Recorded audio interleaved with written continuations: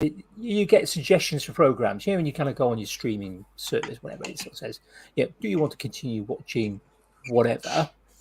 Or do you want to, or here's some suggestions about things you might like. They've come interesting sort of engineering programs popped up. But I noticed, and you'll be very pleased, Jamie, they've got the complete Red Dwarf.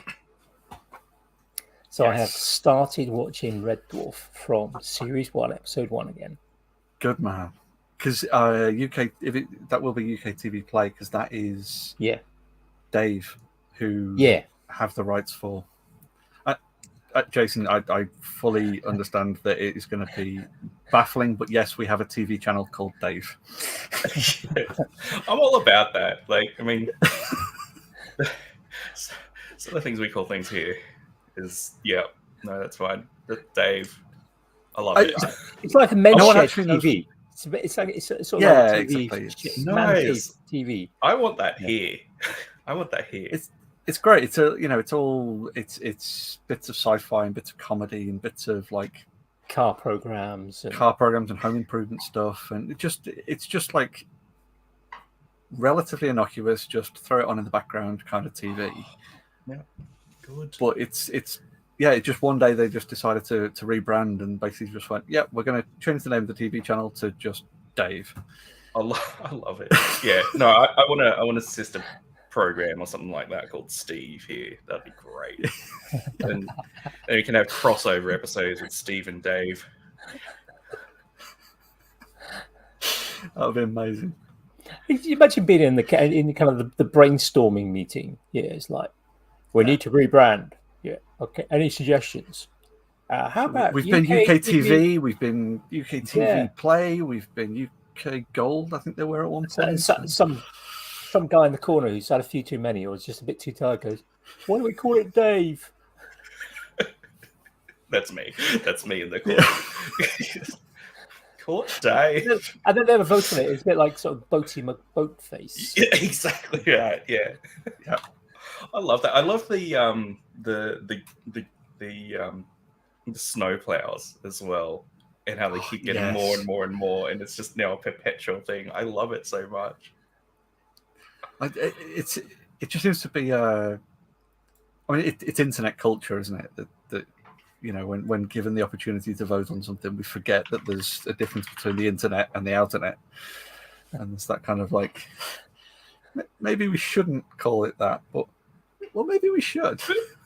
But also, what's stopping us? Yeah, absolutely. Yeah.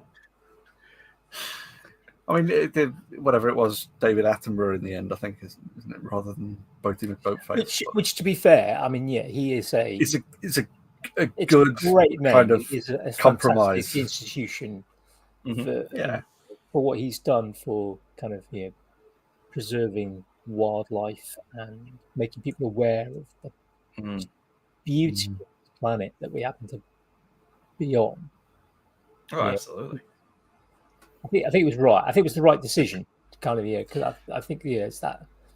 Yeah, and I think that the fact that they allowed one of the lifeboats on it to be named Boaty McBoatface. Yeah, I think it's a good consolation at least. That's a good compromise. I love that.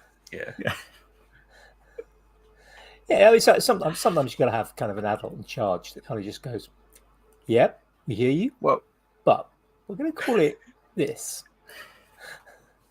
Yeah, but so here's a question though for Andy, because there is a smidge of an age gap between the two of us.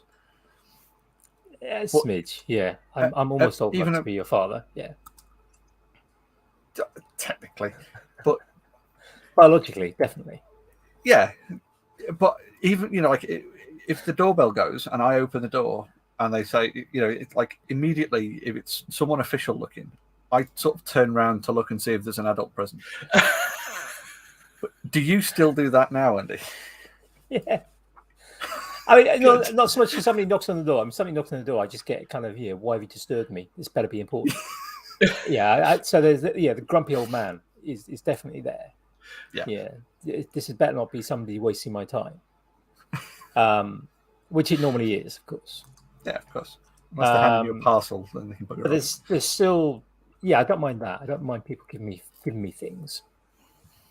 when it's sort of somebody kind of knocking on the door going, "Would you like to vote for?" Or "Are you interested in?"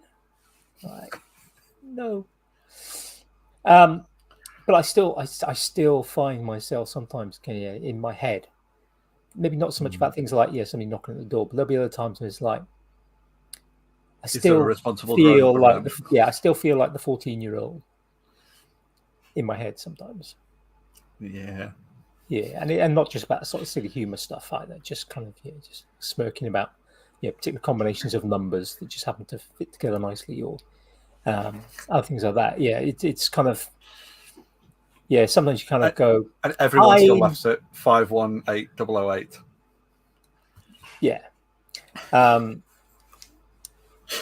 Especially those who are old enough calculators where that's all the fun you could have with them. I mean, things like sometimes you kind of people are making decisions about things, and you think like, why should I be making this decision? How am I? And then you kind of think about you see something on TV and you realize that people making some really important decisions are younger than you, and you think, well, how are these people making this? How are these people allowed to be in charge when they're kind of? And it's just like, oh yeah, actually they're in their late 20s, their 30s. They already are quite experienced people. They may have already quite a decent career in something.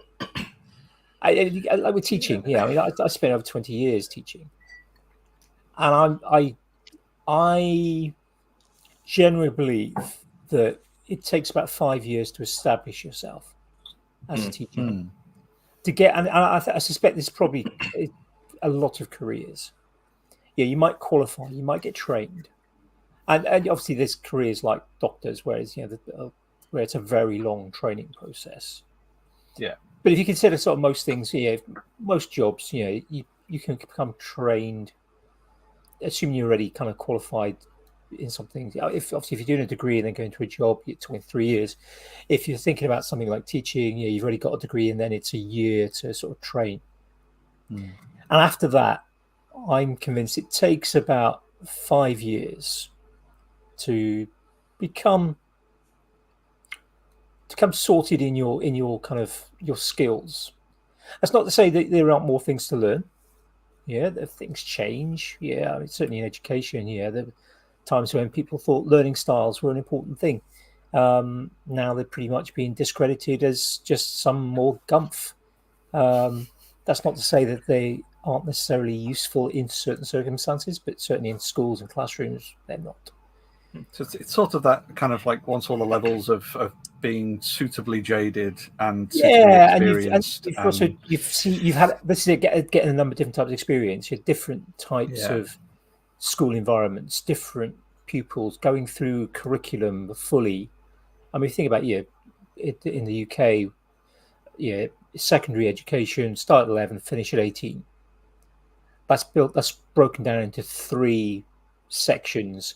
What we call Key Stage 3, which is sort of 11, 12, and 13, then Key Stage 4, which is 15 and 16. Some schools, that's instead of 3 and 2, it's 2 and 3. Although our lovely organisation called Ofsted don't seem to like that at the moment. But let's not go down there. Don't want to do a rant thing. And then there's what we call A levels, Key Stage 5, which is kind of 16 to 18, where kids go from doing sort of 8 to 12 subjects down to 3 or 4. And really sort of specializing. And so each one of those, it's a different, if you're taking a group of kids through, there's at least 3 years to do one of those, to do all those cycles and to have done them once. So over 5 years, you'll have done those cycles a couple of times. And that really helps to kind of embed things. And it's interesting, in some nations, they won't have, like in the UK, I have taught, because of the schools I've been at, I've taught from 9-year-olds to 18-year-olds. Actually, 8-year-olds to 18-year-olds. Now, that's quite unusual. Most people will teach in secondary from 11 to 18. Mm-hmm. Now, that's 7 different year groups and potentially different classes within some of those year groups. So quite a bit of variety of what you teach. Some schools, like in America, they often focus on, just say, 1 year group. So you're really kind of getting embedded into one section of the curriculum. Did you have any jumps between sort of age groups or year groups as well? Like your sort of major jumps, because that would be quite a different experience, I'd imagine. You get it sometimes. I mean, because I'm a physics specialist, so sometimes what you'll find happening is that you won't teach because they're few and far between. Yeah, we just do not have enough physics specialists in the UK. So you end up not teaching, for example, some of the younger kids because they need your specialism for the older kids. Yeah, so biology teachers do the science, general science, lower down.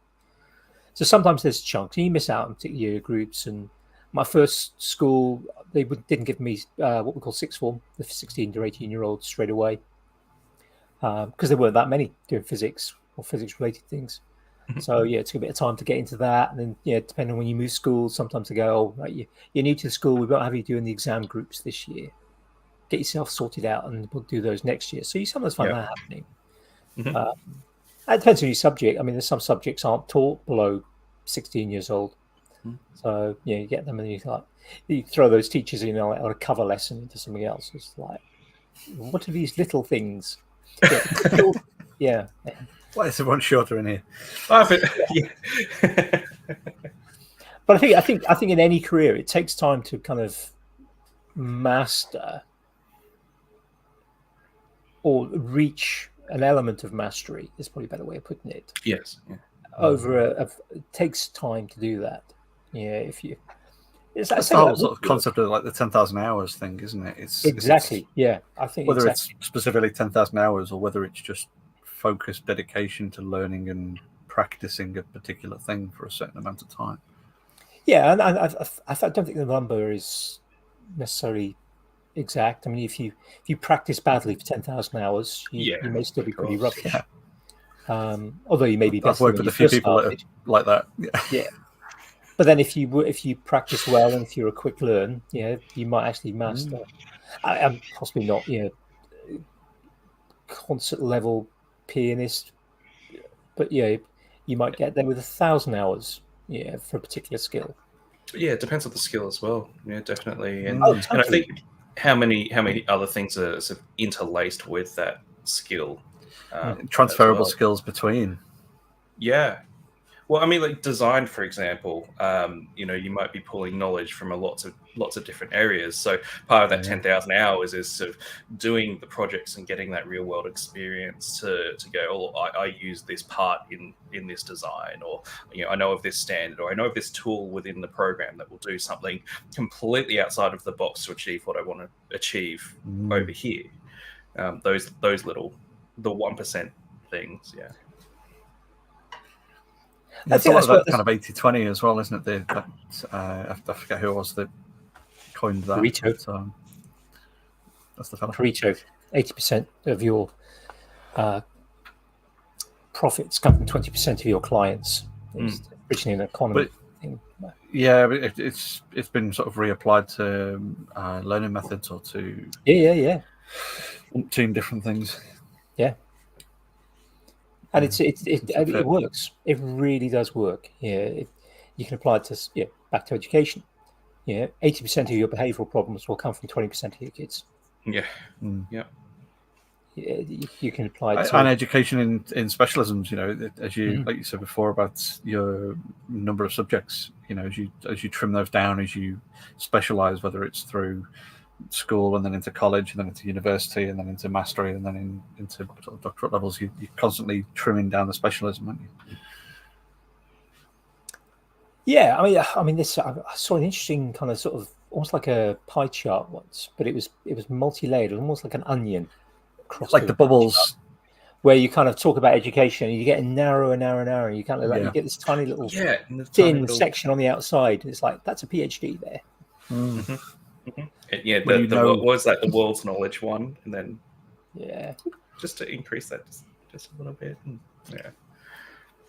When you know the one answer to that one very specific question that only 3 people in the world are ever going to ask, but you don't know how to tie your own shoelaces.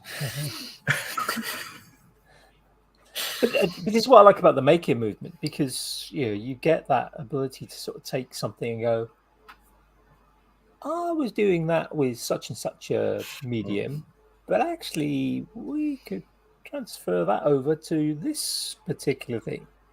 Mm-hmm. We've done this in plastic. Will it work in chocolate? Very true. Yeah. Yeah. And now there is a chocolate 3D printer. Yeah. I'm glad it doesn't go the other way, because having plastic bars when I'm wanting a snack would be rubbish. Well, it depends what it's made from. It's good fibre, I suppose. Yeah, PLA, I suppose, is starch based, isn't it? So it's about PLA is food safe, right? Yeah. Vaguely similar sugar content. Yeah, I wonder what the nutritional content of PLA is. Probably not too dissimilar to cereal boxes, I would imagine, because that's been tested, hasn't it? I feel that answer to that one specific question. There's that PhD funding we were talking about. That's it. Get some funding to find out the nutritional content of PLA. Yeah, it's like, right, we need to fund this because 3 people on a podcast talked about it. Therefore, the question needs to be answered. I can see that as well, because I'm in the Voice Out Lab Discord server. We've got the new people asking lots of things, and Zach Friedman does a lot of filament reviews and those sorts of things. So we see a lot of what's the best filament. All right, well, what's your price range? So, pop in there, like, this one has the best calorie content. This one's slightly better on your macronutrients, but this one's going to cause you. Polymaker has great minerals compared to the average. Has the orange one got vitamin C in it? Oh no, we all just need to spam that Discord server now, just asking, like, if I consume orange and yellow and green filaments, kind of vaguely regularly, will it, fight off scurvy? Or... Might give you rainbow poop.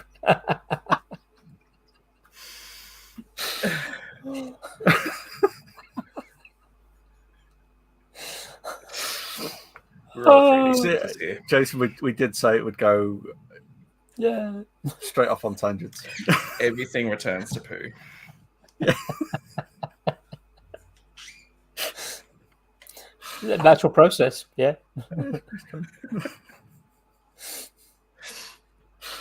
Oh, crikey. Oh, I'm very hot today. Yeah, my brain's been we're slightly delirious with heat, I think. It's so I'm in Australia. It's 6:47 in the morning here, so this is a great way to start. A couple of heat delirious Brits kind of throwing random topics at you. I've been exam marking all day as well, so it's sort of that's the hidden part of jobs, isn't it?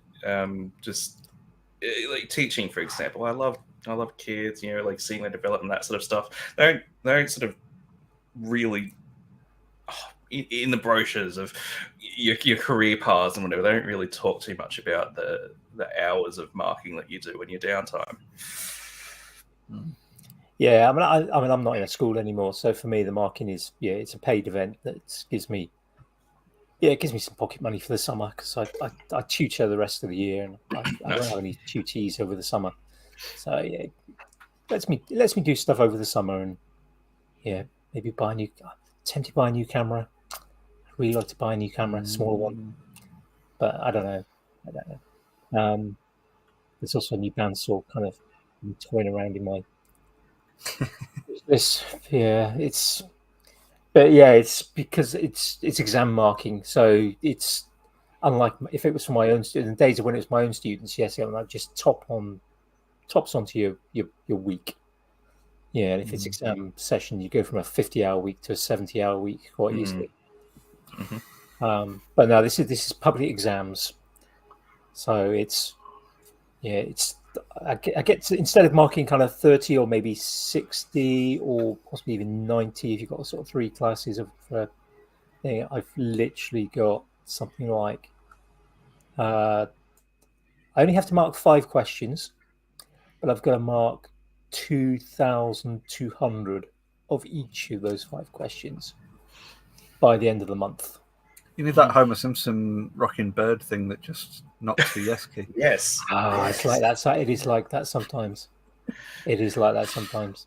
It's just like, but if you kind of if you're not paying attention to kind of how tired you are, it's just like you keep tapping and you kind of it's just like you're just giving a bunch of kids 0 or 1 depending on 5, 9. Oops. It's like that's like they're working from height certification here. So legally, height is about 2 inches. So anything above that, you have to be certified to work at height. And the so step ladders, technically, you have to be certified to work at height on a step ladder or platform shoes. So the certification for that is here's the questions. Go through the freaking PowerPoint. Here's the questions. So all right. We'll go through the answers together just to make sure that everyone's has fully understood the content. You get the question sheet before you start the presentation as well, and it's just one of those where the questions are the same as the ones from the PowerPoint presentation. Someone failed that test, and they handed it back, and the teachers come in and it's just like the color circles with the overlays. They go, oh, this one here. Look, I mean, this one probably. The answer is C. Probably, that's probably the most correct one for that. This one is probably the most correct one for this. It's probably the most correct one for that. Here it is. If you need an eraser, just ask me, and we'll. You just hand it back in 10 minutes. I'll just do the other ones for now. Came back and there was another one wrong on it. He said, look, I really think the answer's C for this one. So have a think and see what you come up with. Anyway, the guy managed to pass, but yeah. Yes. When you say the guy managed to pass, you mean the guy managed to finally listen to the letter being... Well, it's competency based now, isn't it? Right. So he's reached that minimum standard that they require for working at height. So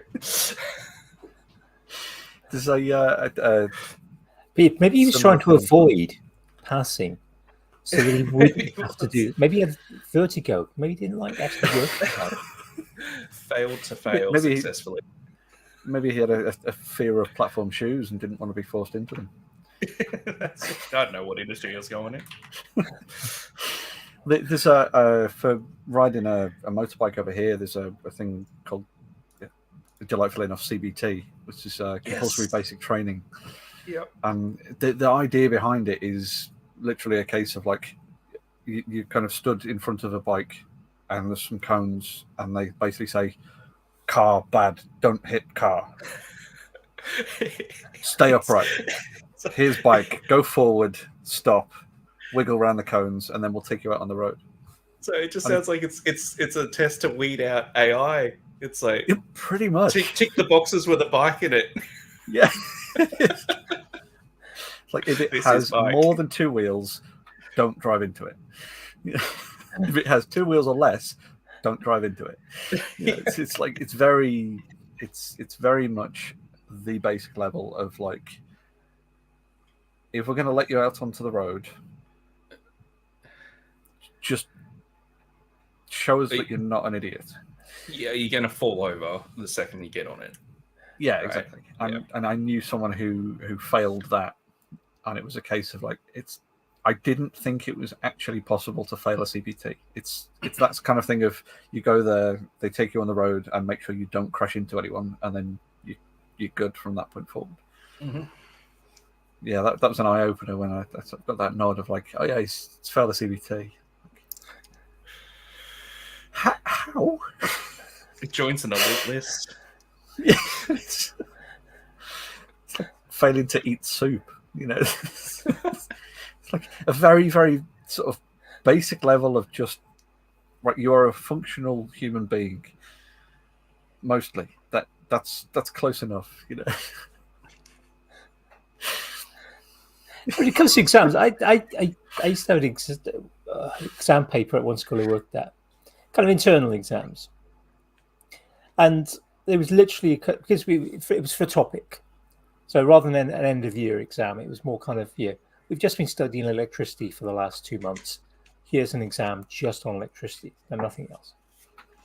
And there's one particular paper, because we kind of pulled questions from different proper public examination papers to make it up. There was literally a kind of question at one point in the paper that said something like, what is the unit for potential difference? The volt. But in a previous question, not even in a later question, in a previous question, it said the potential difference on this circuit is 12 volts. I like it. Like, if you've actually read the paper, you should never get that later question wrong. Mm-hmm. But Andy, there would still be kids doing it. This is young people in learning environments, stressful situation of an exam. People can miss things.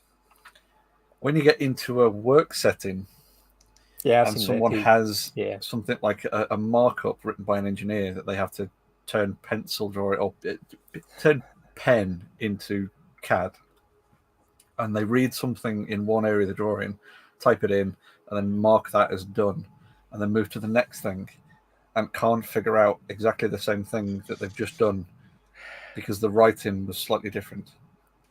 And it's literally like they've just done this bit. They could have just copied and pasted it there. Viewport, don't even do that. Yeah, there are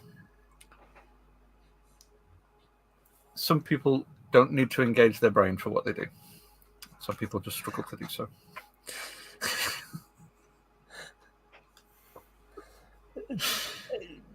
Yeah, I mean, we all have different specialisms in life, don't we? We all have different things that we are good at or less good at. I mean, sometimes it's a fish climbing a tree, right? Yeah, absolutely. Probably shouldn't have been employed in that role if you're a fish and the job is to climb trees, but beside the point. I firmly believe. I mean, the education system in most developed countries, I think, is massively flawed. Yeah, but I mean, how do you assess exams? But exams are rubbish, but there's nothing better. One could argue. But I think we miss a trick by not spending more time with young people, kind of going, right, let's check everyone, see how many people are actually dyslexic, rather than wait for the really bad ones to get sort of, I'm really struggling, but clearly kind of there's an issue, let's sort it out. Let's just check everyone. Let's check everyone. We need more mentors as well as teachers, I think. Oh yeah. Yes. Okay, yeah. Jack's off on a rant on that one. Let's check everyone for ADHD, because generally all the young people. Let's just not have the assessment criteria be modelled on 14-year-old white boys, and let's expand it to any of the other spectrum of demographics that it could apply to. The rest of humanity, for instance.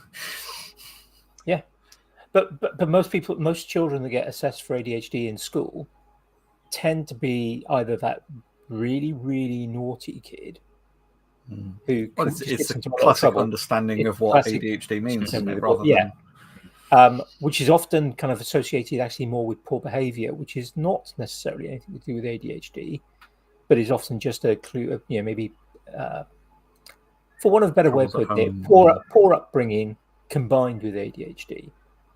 Or the kid who's kind of is actually well behaved but is quite extreme with ADHD, but is trying their best, is well behaved but actually kind of really struggles with that kind of just sitting down and maybe getting on with stuff.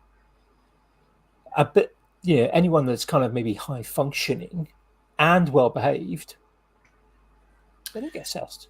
It's the old squeaky wheel gets a grease, isn't it? Yeah. If you're flying under the radar, then masking well. Yeah. As a point of note, the levels of functionality is kind of going by the wayside now as a terminology in terms of especially we used to refer to people on the autistic spectrum as sort of high functioning or low functioning, and it's something that we're moving away from in the same way that things like ADD, not a linear scale as well. Yeah, but I mean, high functioning, low functioning is that is kind of that adds barriers to people. That's kind of divisive.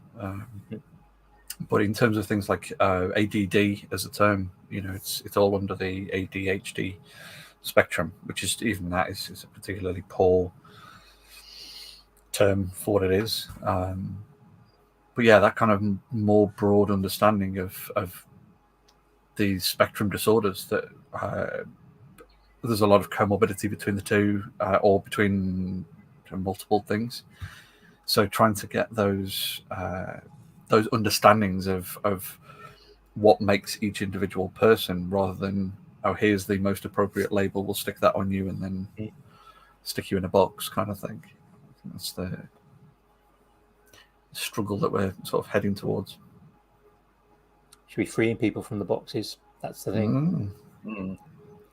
Yeah, giving them specific help that they need, rather than, oh, you're annoying, you must be ADHD, or you are crap with people, therefore you must be autistic, or that kind of stereotyped rubbish. But I think more time, more refinement of kind of trying to find careers that match people's interests and skills. Which, considering, I mean, I can remember doing a kind of computer-based thing a very, very, very long time ago. And it suggested that I should either be a Royal Marine officer, a forest worker, or a photographer. You do photography? I ended up giving up a photography course to go and actually get a proper job at one point, which I kind of regret, because foiled by the system. Screwed up. I should have stuck with the photography.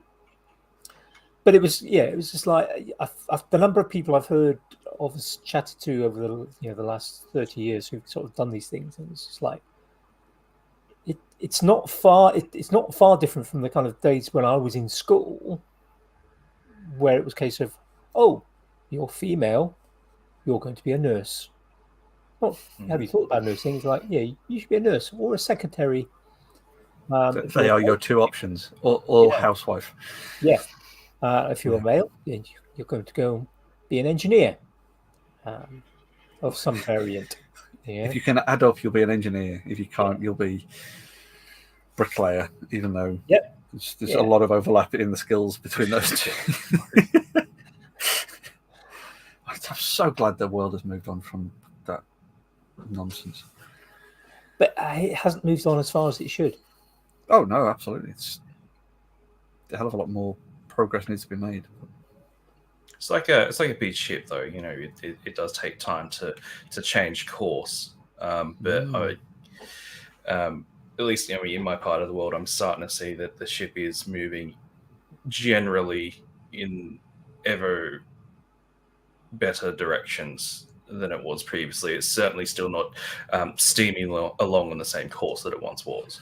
And it sort of gets washed side to side a little bit by the tide as it goes and things. But I mean, I'll definitely acknowledge that we're not anywhere near where we should be, but I'll still at the same time celebrate the fact that the ship isn't continuing on the same old course. Yeah, absolutely. Yeah, we've come a long way from where we were. Yeah, I think that's possibly the kind of the pessimist in me sometimes, because although I know deep down that we have changed massively in so many things and improved in so many areas, I still kind of sort of see where it should be, or closer to where it should be. And although we're heading in the right direction, it still seems sometimes a long way off. I see that a lot amongst people, and I think that it can really contribute to the burnout that we feel about our place as well. A lot of people that I've spoken to are really down about where the world's at the moment, and there's a huge weight of being someone in that world, knowing that getting mixed messages of yes, we can make a difference, but also feeling so small and insignificant, and it's nowhere near what we want. And now being aware as well that it's the back to the analogy, the ship in the old direction it wasn't a good thing. But it's like they tell you it on projects that you're working on, just making projects and so forth. You might have a goal of where you want it to be. You might have this grand dream of the outcome and your ideal, but it's still, I think, important to celebrate the progress that you've made, the skills that you've developed and learned, the new ways of thinking that are helping you into the future and what you want to do, and then just sort of applying that same sort of thinking to a macro scale. I mean, yeah, we're not as a society anywhere where we probably should be, but we've learned. And we are nowhere near as bad in many aspects of the world. We are so, and like certain maybe sections of the media would like us to believe, we are so much better off as a planet. Yeah, the amount of there's a great book called Factfulness by a guy called Hans Rosling. I want to say Hans Rosling was amazing. He was a great loss when he died. But and he phenomenal looked at human being. People go, oh yeah, the amount of poverty in the world, it's not getting any better, and the number of kind of girls, particularly in sort of underdeveloped nations, not getting education. And if you actually look at the figures, it's talking of the figures, Hans Rosling was instrumental in the Gapminder project, which go and have a look at the TED Talks on Gapminder or have a look at their website. They have a full interactive media experience, if you like, for statistical analysis, that you can pick topics on an X and Y of an axis and see the progression over time then. So you can pick things like birth rates versus income, and then show that information, from like 1850 right up through till mid 2000s, and step it forward year by year, and see things like the countries as they improve, as kind of wages increase and birth rates increase, or overall healthcare, or general suffering, or infant mortality rates, or things like this. You can see the changes over time and just see how much progress we've made as individual nations or planetary, as the one population we are. It's a wonderful, wonderful view into the world of statistics and just how much progress we've made. Yeah. An area avoided by certain aspects of the media because they want us to fear. Yeah, assholes. Yeah. Side note, as a slight topic change, I'm going to highlight the epic T-shirt I'm wearing, by the way, for the video listeners, obviously. The T-shirt arrived yesterday, but courtesy of the wonderful Neil from NMB Woodworks, who, in a random conversation last week, we were talking about my beard intruding on Maker T-shirts and how it ruins the experience. So I love it. He specifically did the T-shirt that just says "left intentionally blank for epic Maker beard," which you can only see the bottom two words of. Yeah, I was admiring that when we first started the chat. So good. It's very clever. NMBwoodworks.com. There's some damn good shirts on there. He's a very clever chap, really, isn't he? Yeah, definitely. And just annoyingly nice, You just need a lovely person. Thankfully, given the size of him, because he's a giant. He's a bit of a giant, but he's gentle giant. He gives good hugs. This is very true. Yeah. Anyway, as soon as we're 40 minutes in, we're almost due an introduction. Yeah. Jason, how are you, sir? Welcome to Maker's Waffle. Thank you. Thank you. No, I'm doing all right. Doing all right. It's just past 7 a.m. now, and the second coffee's starting to kick in. It's great. Perfect. Almost awake. Almost awake. I think you're our third Australian guest now. So, yeah, it's... I'm sorry. No need to apologise at all. Third. Billy, it's our first. Yeah. And then Damo. We had Damo on? Not yet, I don't think. Oh, maybe you're a second Australian guest. That's what I'm sure I might be wrong. I'm sure we've spoken to Damo. I've got to go back and look at the list now. I'll tell you what, though, Billy's a hard act to follow. Incredible human being. Yeah. And that is, it's through Billy that we got to know. No, we haven't had Damo on. Sorry. Damo, you're up next. Yeah, I'll have to get him on. It'll have to be kind of during sort of school holiday time, though. Because he's another Aussie who's encountered snow. All five of us, yeah. Yeah. If by snow we mean just like that funny powdery stuff in your freezer when you leave the door open, you still get a crack. Yeah. I think a lot of people don't realise that there are kind of ski resorts in Australia. There are. I was quite surprised the first time I heard, because I just thought, it's just stupidly hot across the entire kind of continent. Well, as far as our view of Australia, it is a giant landmass that is all desert, apart from 3 people who live in very isolated bits. And I mean, that's accurate. Yeah. There also happens to be a bit of elevation in certain areas, though, and that sort of brings the snow. I mean, Andy, you were mentioning the different places that you've lived before the stream started, and it just reminded me of Japan, for example, where my partner's been to Japan, and we're sort of planning a future trip, and she was just saying, look, how hot and tropical some areas are and how utterly freezing the others are. And if you look at it on a map, it makes sense, because the bottom is, we're talking subtropics, and the top we're talking up near, bordering, getting pretty close to Russia up there as well. It's the same sort of thing with Australia. So the northern tip of Australia is, we're getting fairly up there. It's hell. I don't know why you'd ever go there. Actually, Darwin, the capital city up there, has less population than a town outside of Brisbane as the capital city. If you look, seriously, go and have a look at Darwin on a map. It's fantastic. It's got an airport and a couple of houses around the outside, and that's a capital city. I love it. And then the bottom side, we've got Melbourne. We don't talk about Tasmania, but Melbourne. So on the bottom end of the landmass down there, it's freaking cold down there, but because they're so low, they don't have the elevation to get the sort of snow. But if you sneak a little bit further up on the Great Dividing Range and the mountain ranges there, you can get some snow. You can get some snow in Australia.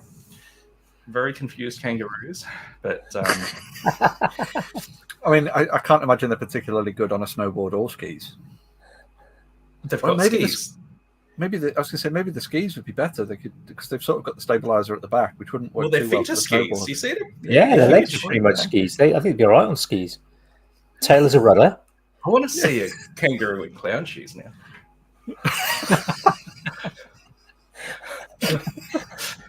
I don't want to be the person to try and put them into the clown shoes. Oh, God, no. Or just put the big curly wig on them and a bit of makeup or something. I don't really supposed to try and do that either. Yeah. Speaking of Australia, what was it? It was we've got the world's largest military restricted zone. I didn't know about that. I knew we had a military. Well, we've got a bunch of military restricted zones. I didn't know we had the world's largest military restricted zone. And I'm trying to find that in it. I don't want to get this wrong. Oh. I love the sound of a mechanical keyboard in the. Oh, it's so good. Woomera, there it is. Woomera prohibited area, rather prohibited zone specifically. It's 47,000 square miles.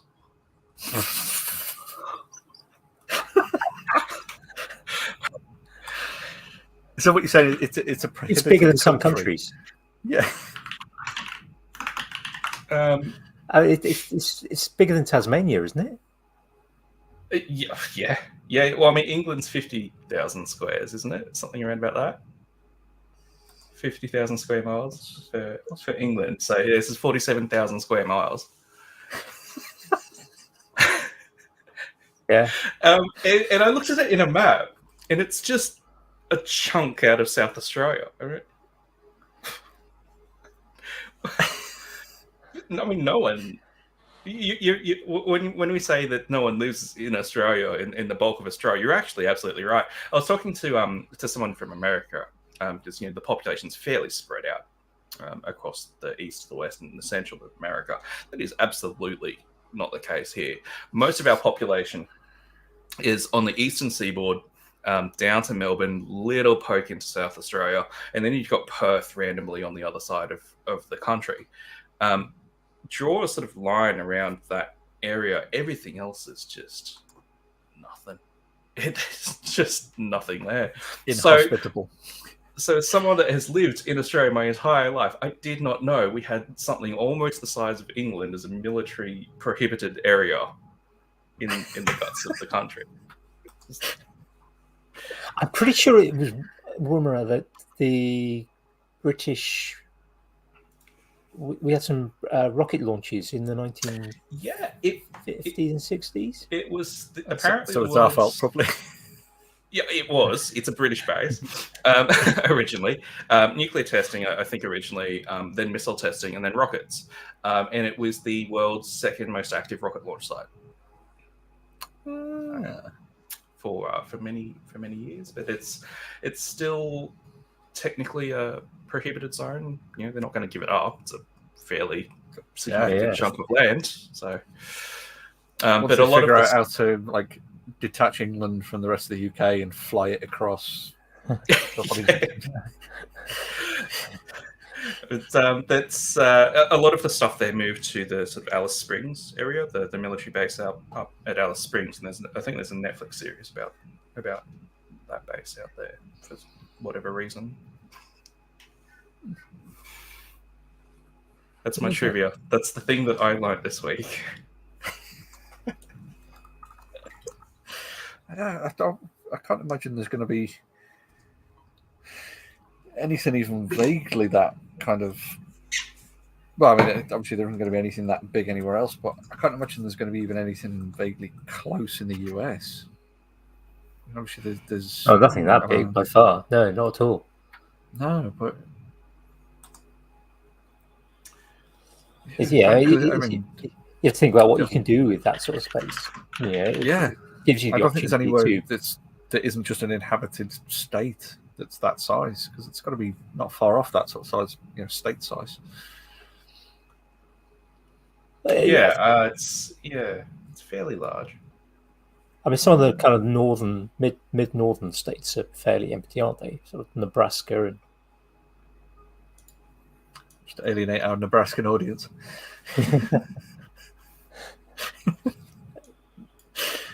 Yeah, let us know if you're living in Nebraska. Yeah. Or Dakota. Which one of you the Dakotas are a bit even more sparse, I believe. Again, American listeners, let us know if, am I getting this badly wrong? Say you have to look it up on Google, because I know I can Google it. Always better for interaction with the audience. I mean, that's the limitation of our state's knowledge as well. There's only... I can name at least 3 more. So there's like 6 states in the US. So the prohibited zone is half the size of Indiana for those that live in the US. That's ridiculous. Didn't know about it till this week. There you go. Well, yeah, presumably at some point it was secret. So why would you know about it if they're keeping it secret? It's not as if it's like I mean, I grew up in South Wales, and I literally used to live exactly 15 miles from my front door to the top of Pen y Fan, which is the highest point in what used to be called the Brecon Beacons. I still can't. I need to see it written down to remember the Welsh name of it. I was going to say if they renamed that. They've renamed it. Yeah, they've given it the Welsh name officially, although kind of certain people like our Prime Minister are refusing to use it. This doesn't surprise me. The Brecon Beacons is famous for being used for military training.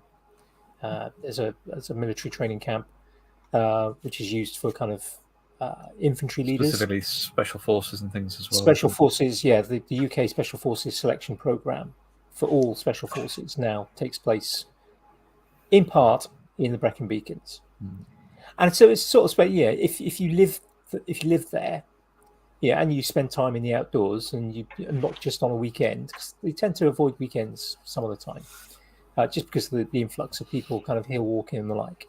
But if you're the sort of person who kind of goes hill walking midweek, it's not unusual to bump into small groups of mostly young men who are extremely fit and often running around at great pace, carrying very large rucksacks and the like. And it's often very clear whether they belong to one of the kind of infantry regiments or whether they belong to they're taking part in selection or are part of one of the more elite units that the UK possesses.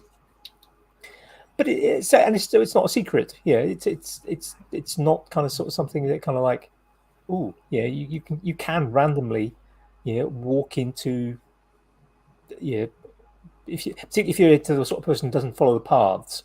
Yeah, it's not unlikely that you can kind of almost literally walk over the top of somebody that's kind of just sort of trying to stay very quiet.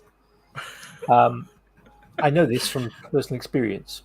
But if it's got something like Woomera, you're not going to accidentally walk across in the middle of somewhere where the entire environment and flora and fauna is doing its best to defend itself from your existence. I think there's 2 roads.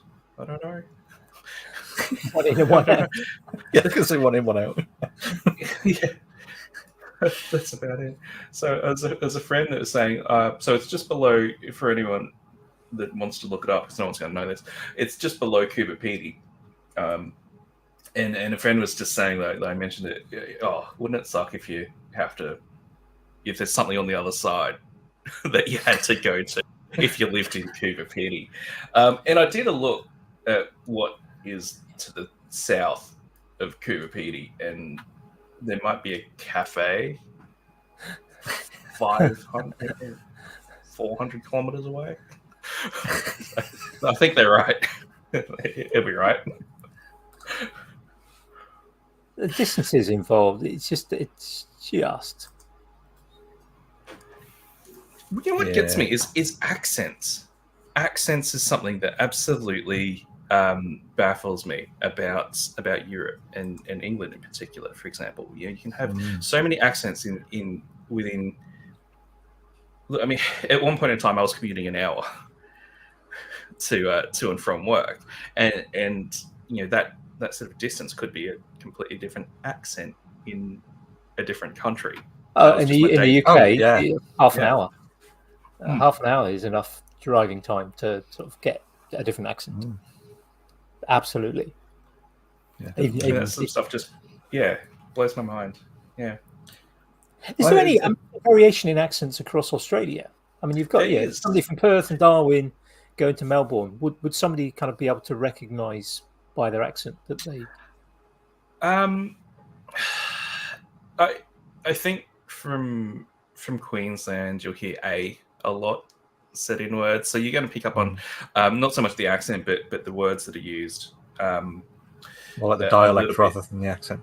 Yeah, but within certain areas, you're going to have like rougher areas, for example, compared to the retirement suburbs and these sorts of things. There's going to be those sorts of divides. You're definitely going to have the really broad country accents and so forth. I think you can sort of pick up between capital cities if you really paid attention and sort of understood it. Again, my partner, she went to Sydney to the university, and they had a lot of American exchange students. And just from a couple of words, she could say southeast, northwest, like those sorts of things. We've got. I mean, there's obviously the broader ones like the Texan accent. You've got like Louisiana, for example. You can sort of pick those, but yeah, not as much. I don't think. Not quite as much. I think. I mean, there's a bigger difference between our Ipswich in sort of Brisbane. Just outside of Brisbane, and people that live in the CBD. Like, there's probably a bigger difference in that than there would be between capital cities. It's interesting with saying, kind of your Ipswich versus our Ipswich, because obviously we've, being the invasive species of human that we are in Britain, obviously we've got a lot of places from the UK that are over in Oz, in the US, and our Darwin is a little kind of rural town up in the north of England that is kind of, there you go, relatively innocuous. Everything is sandstone buildings. There's no dental records, and everybody's pretty much identical kind of DNA, throughout the whole thing. It's a very weird little quiet inbred town. And no killer kangaroos or deadly spiders. I mean, we've got an entire state called New South Wales. So. Queensland. Brecon Beacon's in there as well. Someone got real creative with South Australia and Western Australia. They must have been tired by the time they got all the way across there, and it was hot and confusing, and everyone was upside down, and all the blood was in the head. Yeah, look, it takes a while to get used to.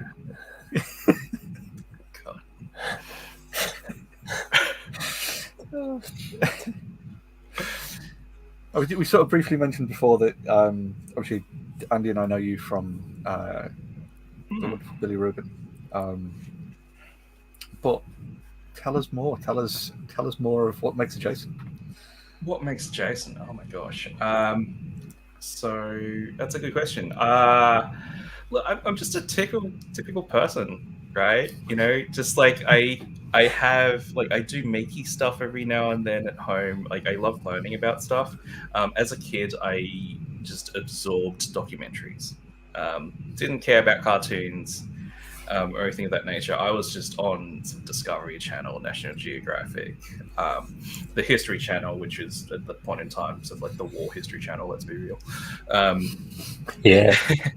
And sort of really interested in the sciences and technology and those sorts of things, and always curious, always learning different things, which is sort of where making sort of crosses over really, really well into that sort of stuff, particularly things like 3D printing, those sorts of things. I had a background in civil engineering, sort of a 7-year career in there before I left, which gave me just the bare bones foundations to be able to model something in 3D for 3D printing. So what I really like is if I've got a need for something at home, I can make that and solve the problem. It's so incredibly cool for me to go, this didn't even exist as a concept or a need at the start of the day, and now it's a physical object fulfilling a purpose like just hours later. That's just cool. And you can already hear it, I'm sure. I'm super excited that we are at that point where we can do that. And I love where the industry is going, and make it even more and more accessible as well for people that don't necessarily have. So I'm blessed with the CAD background. I can do that, and I've got that engineering mindset where I can pull something and make it sort of happen. I'm loving how much more accessible it's getting, so I'm pretty excited for that sort of thing as well. But yeah, it's just having a go at everything. So I think the biggest skill that we can have as makers is not our hard skills, not knowing how to do things, right? It's knowing how to find out how to do it. Yeah, and then who we can approach as well to ask. Who you connect with, who you can ask, who you can approach. Again, I mean, that's why we met. Communities, right? And getting to know people. Things like this podcast, even just getting to know people who's out there. But yeah, just giving it a go. YouTube is incredible for inspiration and project ideas and so forth as well. So spend a lot of time on there. For example, I've never been into fishing, but found myself making fishing lures out of nowhere. As one does. Just whittling away a piece of get a fishing lure. It's cool. I think I lost it on my first cast, but that's beside the point.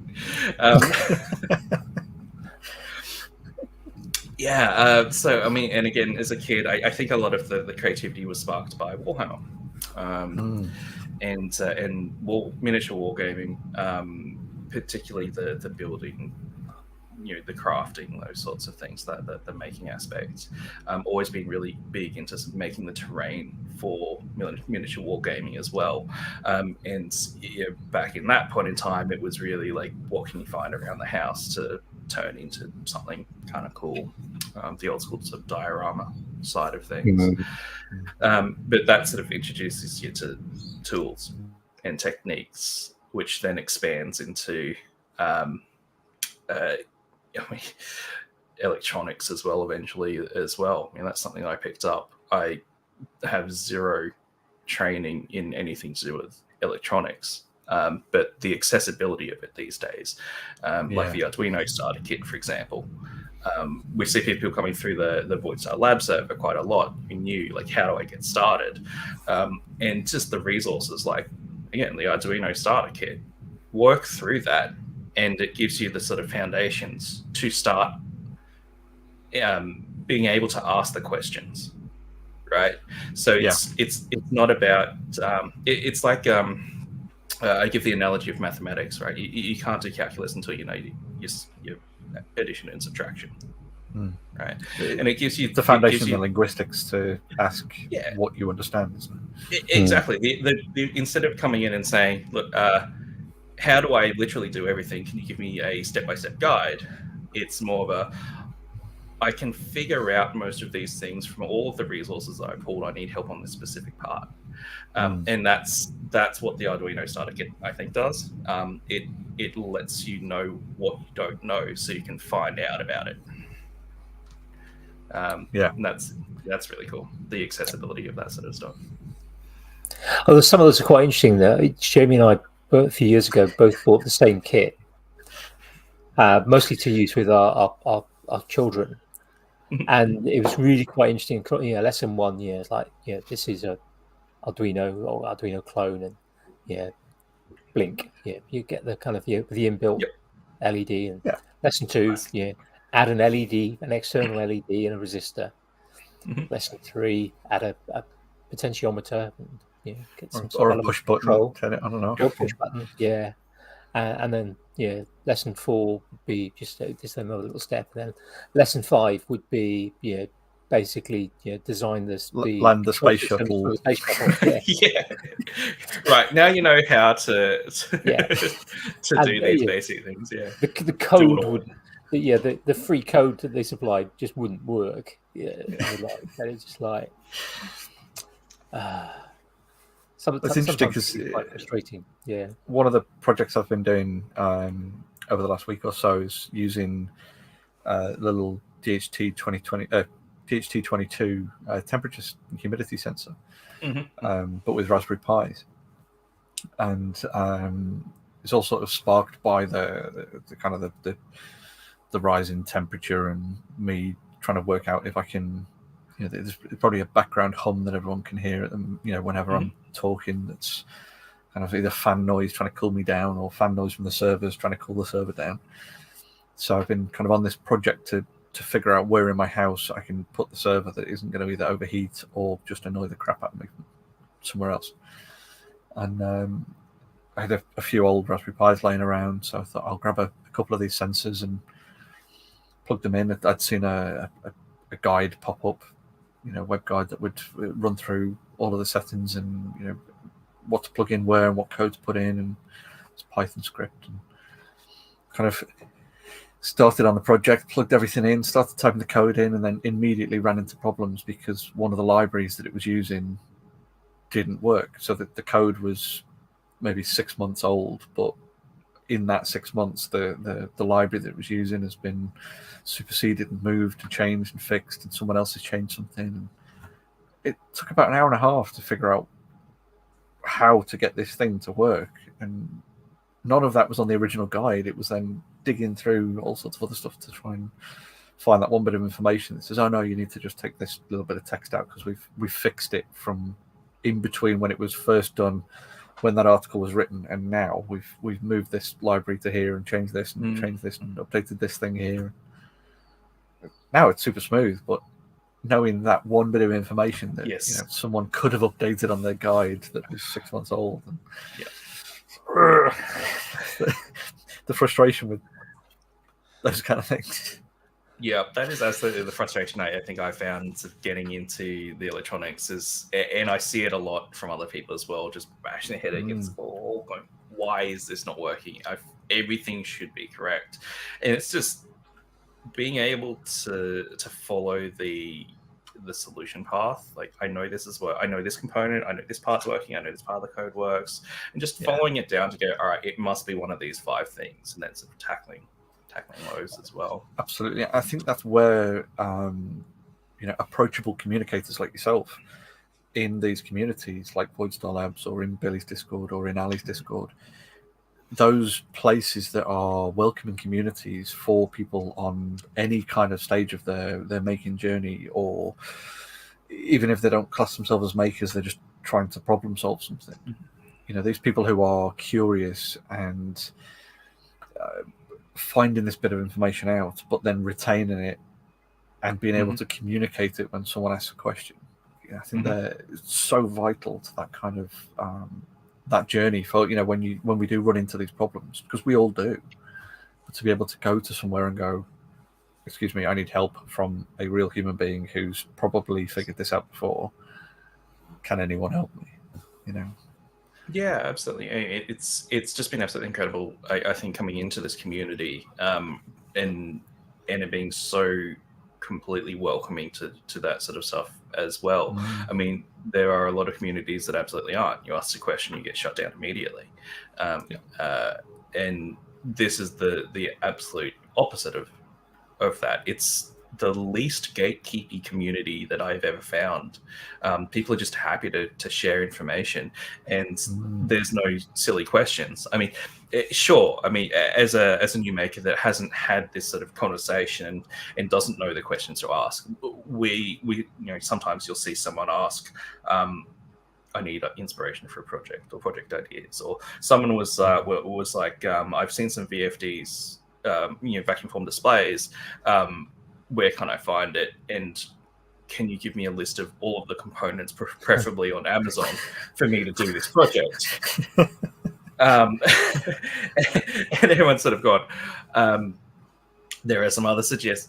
No one was outright rude about that response either. In other communities, so in other non-maker communities, you'll see that person getting shouted out and chewed out. For a question like that, and they're just a new person, and they, they just ask for a complete bill of materials for a project, and everyone's just gone, look, these are some ways in which these are the pathways where you can get to that. Yeah. Right. It's not, we're not going to shut you down. We're not going to say, you can't do that, or that, you're an idiot for asking those sorts of things. It's like, no, this is your pathway. And you know what? You might not have just known about the pathway, right? You don't know what you don't know. Yeah, you don't know the questions to ask until you know what questions to ask. So that's, or that asking that kind of question is asking someone to donate a couple of hours of work for you. Yeah, but I think where a lot of people came from as well is you're not going to learn anything from that if we just give you the bill of materials. Yeah. And I'm almost certain as well that if that question was slightly reworded and so forth, and it was from someone who has been in the community longer, that is contributed to the community and so forth, there would be people that would go, yeah, absolutely, I'll do a bill of materials for you. Yeah, which I think is crazy. Like I think some people would actually do that in the right circumstance, but it really 100%, 100%. I totally agree with you there. I think there are some people who they've given enough to their particular part of the maker community that other people will then kind of yeah, absolutely, give them when they say I'm really stuck on this and I need more than just a I'm short on time. It's a very much a give and take kind of thing, isn't it? Yeah, and likewise, someone's going to get excited about that, which I think is cool. Someone's going to go, all right, the challenge of making this BOM for someone is going to be fun. Like, it sounds like a fun project. Let's do it. Let's collab. Those sorts of things. Yeah. I think it's pretty cool. Pretty darn cool. And I've been on a few different maker communities, and it's just consistent across the board. Yeah, definitely. I think there's an element of these folks who've dipped a toe in another community and seen how gatekeepy or toxic or how negative that environment can be when they've asked for help. That they've kind of gravitated towards places that are more open or more friendly, and they've just kind of naturally and organically expanded with good people by welcoming in good people who equally welcome in good people. I think that's the caveat there as well. I mean, there are certainly, like, in all communities, there's gatekeeping communities. Absolutely, but you're going to last like 30 seconds there before you move on and find something. Yeah, I've heard of it in I've heard of some cosplayers sort of they go into sort of some cosplay, which I think cosplay certainly is kind of part of the maker. Sort of, well, you get makers who cosplay, and you get cosplayers who make. Yeah. And I think that it's two different approaches to. Because I've certainly heard of cosplayers who've kind of asked within kind of a group or something, how to do something, and then just get shut down with the. And I've seen it with you see it with pockets in things like the guy who tried to stop everyone else from using the epoxy water-bound transparency type table. He claimed he had shelf with legs. Complete. Only he had the kind of the right to use the sort of that title for that type of furniture, and there are a few others in the sort of similar sort of bounds who are like, no, I'm going to tell you how to do an inch deep epoxy pour because then you'll take my clients. Like, well, probably not. If you're good enough, I won't. And if you're that worried that I might, then I'm probably going to learn it anyway, and then I'm still going to take your clients. Yeah. And the woodworking community as well. I was watching a video earlier, and it was I was talking about tools that he thought would be useful for anyone to go at, and he was talking about how he'd seen in a Facebook woodworking group somebody asking about pocket hole jigs, and one of the tools he had 8 tools to sort of share, and one of them was suggested get a good quality pocket hole jig. If you're going to do pocket hole jigs, unless you're only doing a very rare occasion one, if you're actually going to be making a pile of cabinets, don't just get the 10 quid, clamp it in place. It's just a block of steel or alloy with an angled hole in it, and that's it. Get yourself a Craig. Something that's fitting. And it comes with support, comes with decent instructions and a decent amount it's got that ability to clamp a piece of wood properly, and the clamp's built into it rather than you having to add a clamp to it.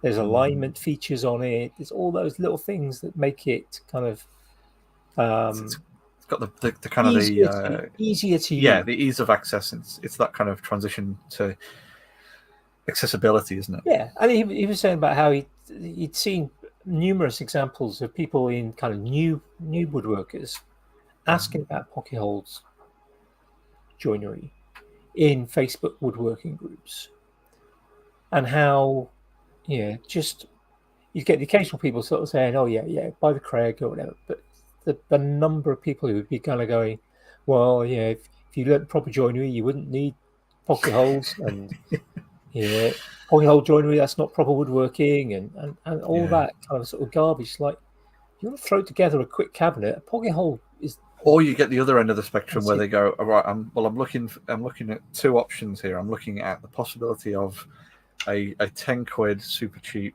pocket hole jig, or 80 quid fancy pocket hole jig, and then someone bounces in with, now what you need is, don't do either of those. What you need is to spend £600 on a festival domino, because that's the only way you can physically do two bits of wood together, is by buying that bit of kit. It's or the Craig pocket hole. Have you seen the Craig pocket hole machine that does the entire lot? Oh, that does you just got the pull down handle. You pull a handle, it automatically clamps it and drills it in the same sort of action. Yeah, I think Izzy Swan made one of those before that was invented. It doesn't surprise me.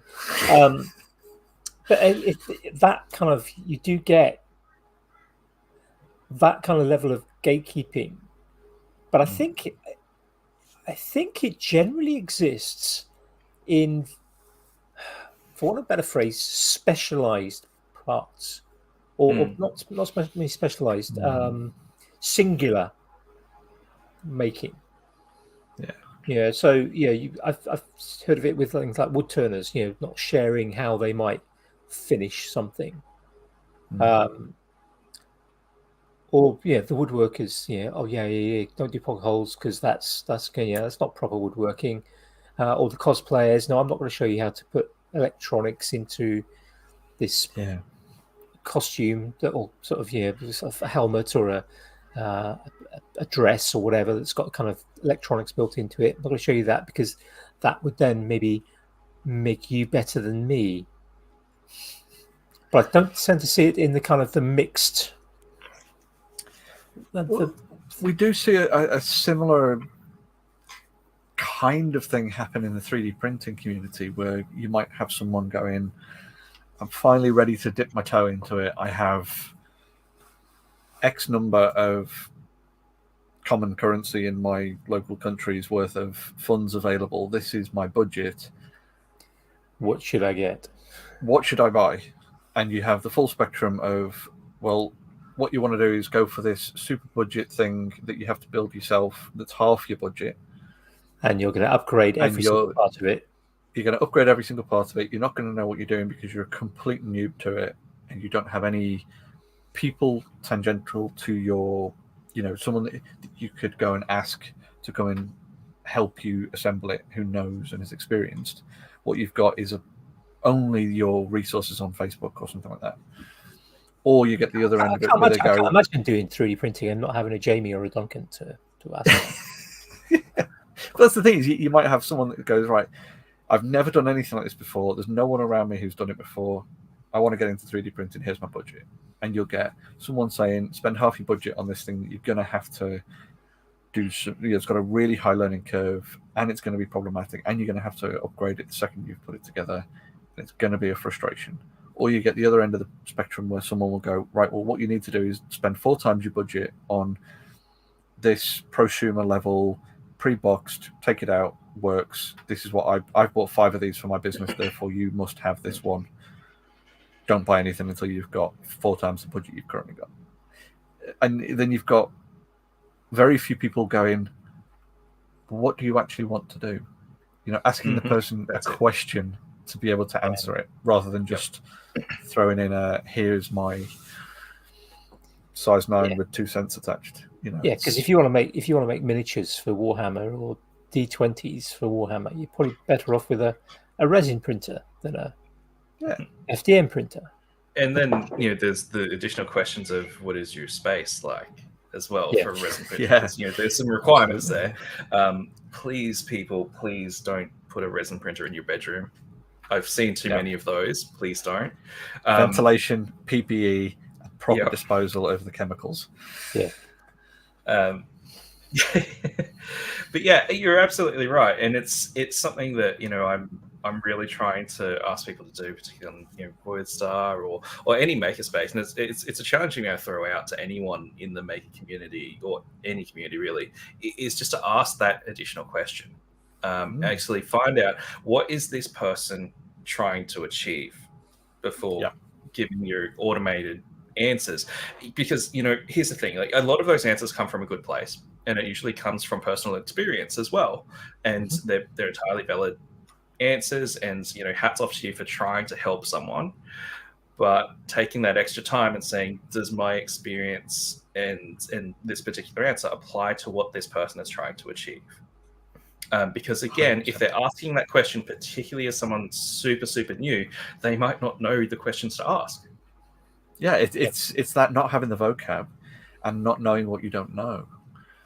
It's that complete, kind of lack of experience to know where the pitfalls are or what the questions are to ask. Like you say, that being that guide for someone is super rewarding at the same time.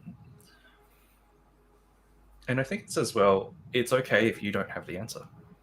And we often get excited to share our own experiences. Like, my personal experience was an Ender 3 Max. I wanted something larger format, and it's worked perfectly for me, and that's great. Good on me for getting something that's worked for me. But if someone wants a print farm, they're probably not going to want that. If they're, especially if they just want to do small things, like an Ender 3 Max is the last thing you're going to want for something like that. And there's some pros and cons compared to like a standard size like Ender 3, for example, or a Bamboo Labs or a Pusher or something of that nature. And it's fine to be excited to share about what's worked for you, but you don't have to be the person that answers it if what works for you doesn't apply. Because at the end of the day, the common goal here is to help someone in their journey, and it's okay if you don't have the answer for that as well. I think that's a case of knowing one's own limitations, isn't it? I think there's the people who are all too happy to throw a comment in on something, but sometimes that comment isn't actually adding anything to it. Sometimes see that kind of where someone asks a valid question that has a yes/no answer, and then someone comes in with a massive amount of waffle that doesn't have a yes or a no in it. I think it's and it's for something like what's the best 3D printer to start with, that sort of discussion as well. If you do want to chime in with your personal experiences and what's worked for you, completely fine, because it's not a lot of the spaces are discussion forums, right? They're not just like a Quora asking for a definitive answer, and it is okay for you to share that experience, but I'm just asking people to share that in your context and share your context as well. If someone hasn't really defined, and if you haven't asked the question of why and what is the person asking the question's context, at least share your own context. And like I did just now, I wanted something larger format that on a certain budget, bigger than an Ender 3 or Prusa. Hence I went for the larger one, the Ender 3 Max, because it fit my budget, and just quietly it has worked perfectly ever since. I don't want the perfect first layer. I don't want the perfect print. I want something that when I hit start, it's going to work every single time, because I reckon, this is just my opinion, 80% but finished is better than 100% but 80% finished. Right? Yeah. There's a lot to be said for that. Yeah. But also my context, I had 2 weeks to spend on the printer. I had it set up right next to me here on my bench to dial in every single setting on it and spend so much time with it to learn it inside and out. But that's a decision that I made. And a background in engineering and access to the people who you could ask if you needed information or right.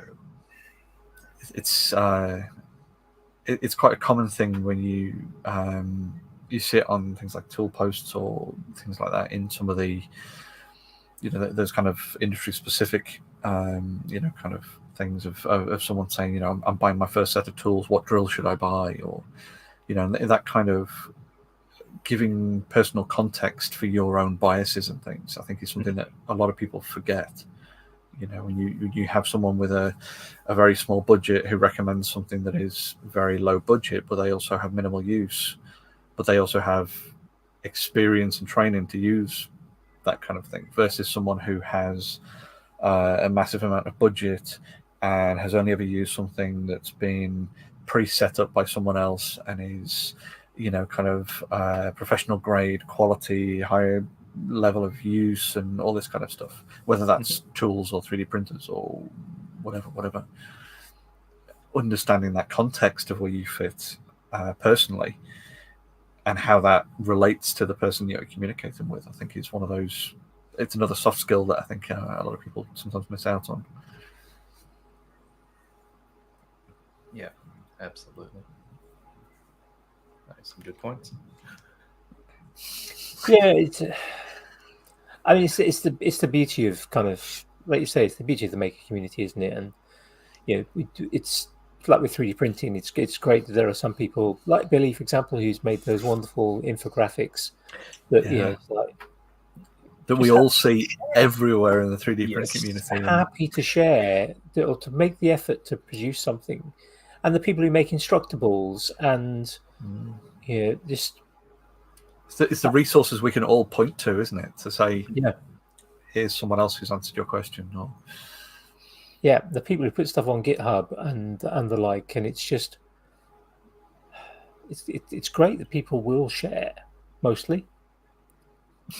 Not that it's mostly great. Mostly people will share. I think for a lot of models I've downloaded, there's a little bit of room for improvement. But it's a whole other topic. Yeah, I mean, but yeah, it's yeah. I mean, it's great inspiration, if nothing else. Yes. Yeah, yes. Some people will be making models who maybe don't have the background in engineering or CAD. Or just some of the finer skills in understanding design for 3D printing in this particular case. Absolutely, yeah. Another infographic that Billy's done is CAD tips for 3D printing. Just, you know. You find it woodworking as well. People kind of, yeah, they might design a piece of furniture and they don't necessarily kind of think about things like, you know, for certain climate environments, you know, you want to make sure that the top of your table is not absolutely firmly fixed to the legs of the table.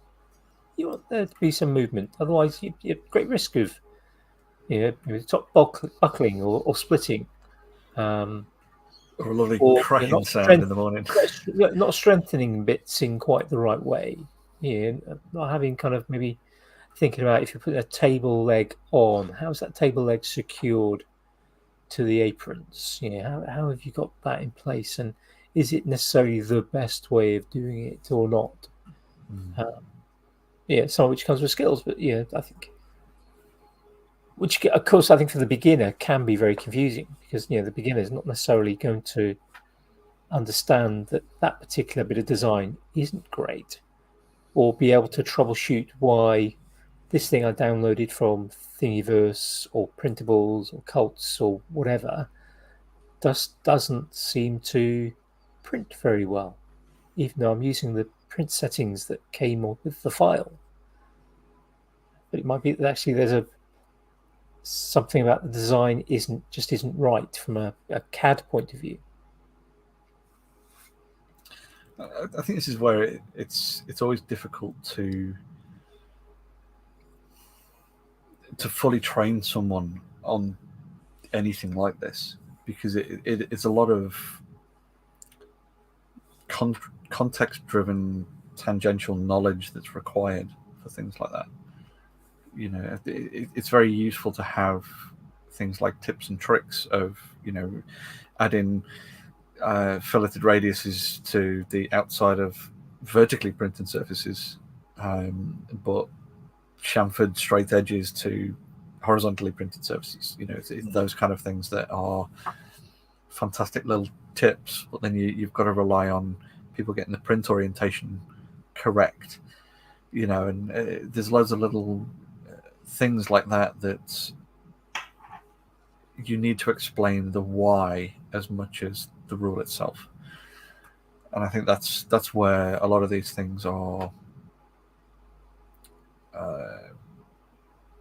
experience-driven knowledge rather than specific lesson-driven. You know, you can say, look, make sure that the belts are tight, or make sure that the filament's dry, or make sure your temperatures are correct, or, you know, that the machine is physically tight and not got rattling fasteners around, or, you know, you can do all of those things that are very, it's like explicit knowledge that we've almost all learned earlier on in life, but not necessarily learned that, you know, temperature affects the overhangs, so, or, you know, or that layer height affects the amount of overhang you can do, or, you know, it's that sort of narrowing down and niching of knowledge, isn't it? Yeah, absolutely. And I think anyone that's getting into the 3D printing space, either as a, you know, particularly as a printer, one of the discussions to be had and one things to be aware of is it's a journey to learn those sorts of things as well. But to also accept that journey, because your consequence of failure is very low. Let's be real. Like, it's a couple of bucks of plastic, right? And yeah, sure, the print went for 6 hours, but how many of those hours did you actually baby it for? It probably took like 10 minutes of your actual time. Yeah, realistically, which is the great thing about 3D printing. Watch the first layer. Yeah, that's it. Watch the first layer. Check back every now and then to see if you've got spaghetti for dinner. Yeah, exactly. And if you hear a clunk, go and investigate straight away. That's it. But the consequence for failure is so low, so just give it a go, right? Yeah. It's not like asterisk, assuming you're not running an A8. Yeah. Fire starter. Yeah, make sure that it isn't a Prodigy. Yeah. And designers as well, I think, you know, the double-edged sword of 3D printing is that it's so accessible. And anyone can put up anything. And anyone can design anything. Anyone can print anything, which is great. But as a designer, again, give it a go, but be open to feedback, basically. Yeah, definitely.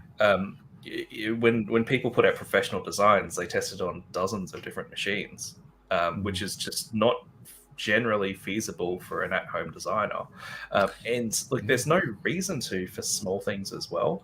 And like, I designed a little keychain for my shed, printed it in bright orange, so if I dropped my key in the grass, I can find it, right? And I'm not going to test that on 5 different machines to make sure it prints perfectly every time, because if it doesn't print perfectly for someone, find another keychain.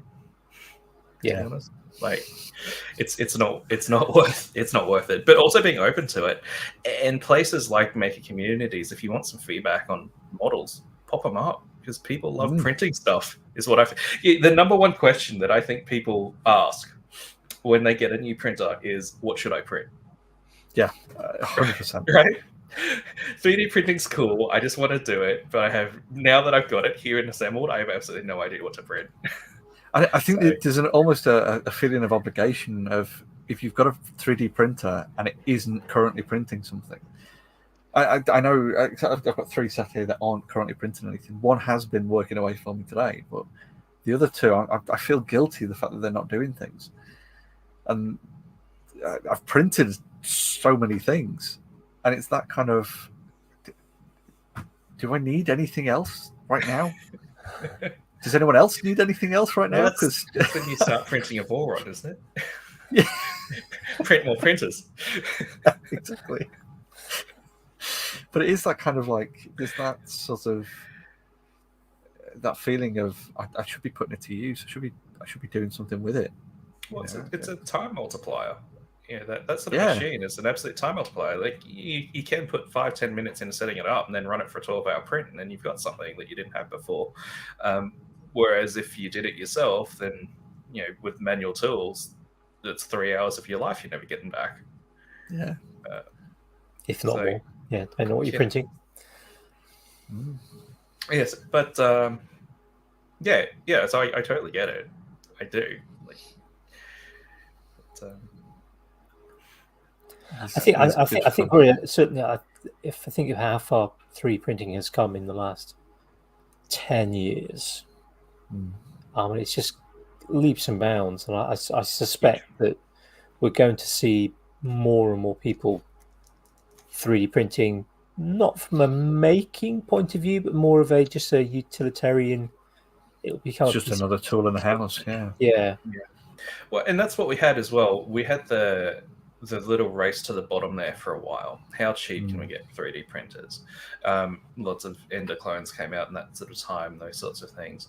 But then we have printers like the Bamboo Labs that have come out and said, how easy can we make it?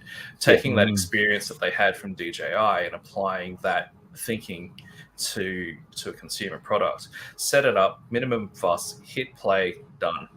And maximum quality for minimum fuss. And it is a different target market as well to hobbyist printers. And I think the hobbyist printers as well, and in our community, had a bit of trouble in places dealing with that change and that shift as well. The Bamboo Labs is not necessarily for you, and it is a different target market as well. A lot of people are saying, look, there's a lot of proprietary in it. There is. And we've been absolutely blessed in the 3D printing community with so much open source. And then we've got this company coming in with their DJI experience who takes the old product mantra of let's create a new model every single year to get you on that treadmill. Proprietary hot end, like no use of serviceable parts in the hot end without third-party add-ons. Like you can't change the nozzle on a Bamboo out of the box. You've got to get some other parts to be able to third-party parts to be able to use other nozzles in it. It's a whole hot end assembly to replace. To be fair to them as well, that whole hot end assembly is relatively cheap. Yeah. So kudos to them for that. But it's a different target market.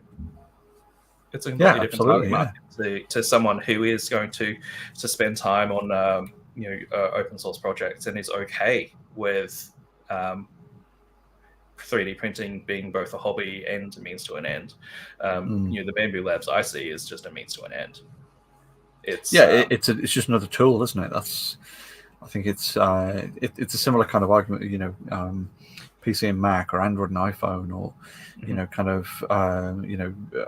Parkside tools like our kind of cheap end of power tools versus something like Festool, or there's a kind of people who just want to pick up the thing and do the thing with it, and it's close enough is good enough, versus people who they want to pick up a tool, it works every time for the thing that they want to do, and they want to put it back in the box, it's done, and then move on with something else. And there's so much passion in the community about this company coming out and being very non-proprietary, very, very proprietary in a number of areas. In our community, there's been very, very open source, and hats off to the community for being so passionate about that. There's risks about that, and it kind of sucks in certain ways of proprietary tech. I get it, but Linux still exists. Yeah, Mac. We've got Mac OS and we've got Windows who are extremely proprietary, but Linux still exists. So open source community, you're not going anywhere, and you're not in any risk of these companies coming in. If anything, they're going to drive this. Look, not going to get into politics, but money talks. If there's money to be made in 3D printing, it's going to drive innovation, for better or worse, sure. And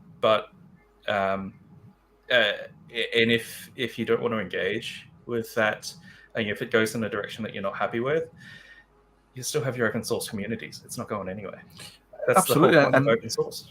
Linux is a really great example. When you look at kind of industry standard for everyday business is generally a Microsoft platform.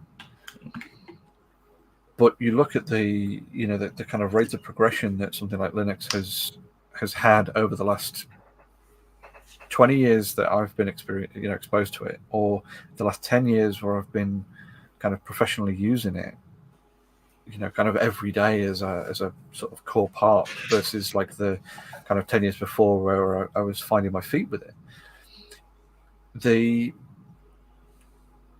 Yes, I'm not going to roll Linux out to my users, but I'm absolutely going to use it in the back end because I know I can rely on it. I know that there's a community there that I can access if I need to.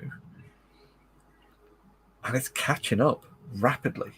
And it's the same sort of thing with, yes, there were, kind of RepRap printers 20 years ago, and they've all come a long way. I mean, I've been using 3D printing since 2016. And I was kind of dragged into it from a friend who was using it a couple of years before. And like you say, with things like Bamboo Labs now being more proprietary, and a couple of the other companies who are kind of on the heels of it in terms of that sort of prosumer level that's just works out the box. It's kind of aimed at either the professional user or the kind of the person who just wants to throw a bit of money at it and then take it out the box and it just work every time they want to use it, and can happily leave it on a shelf without it needing to be earning its keep back or taking time every time they want to use it.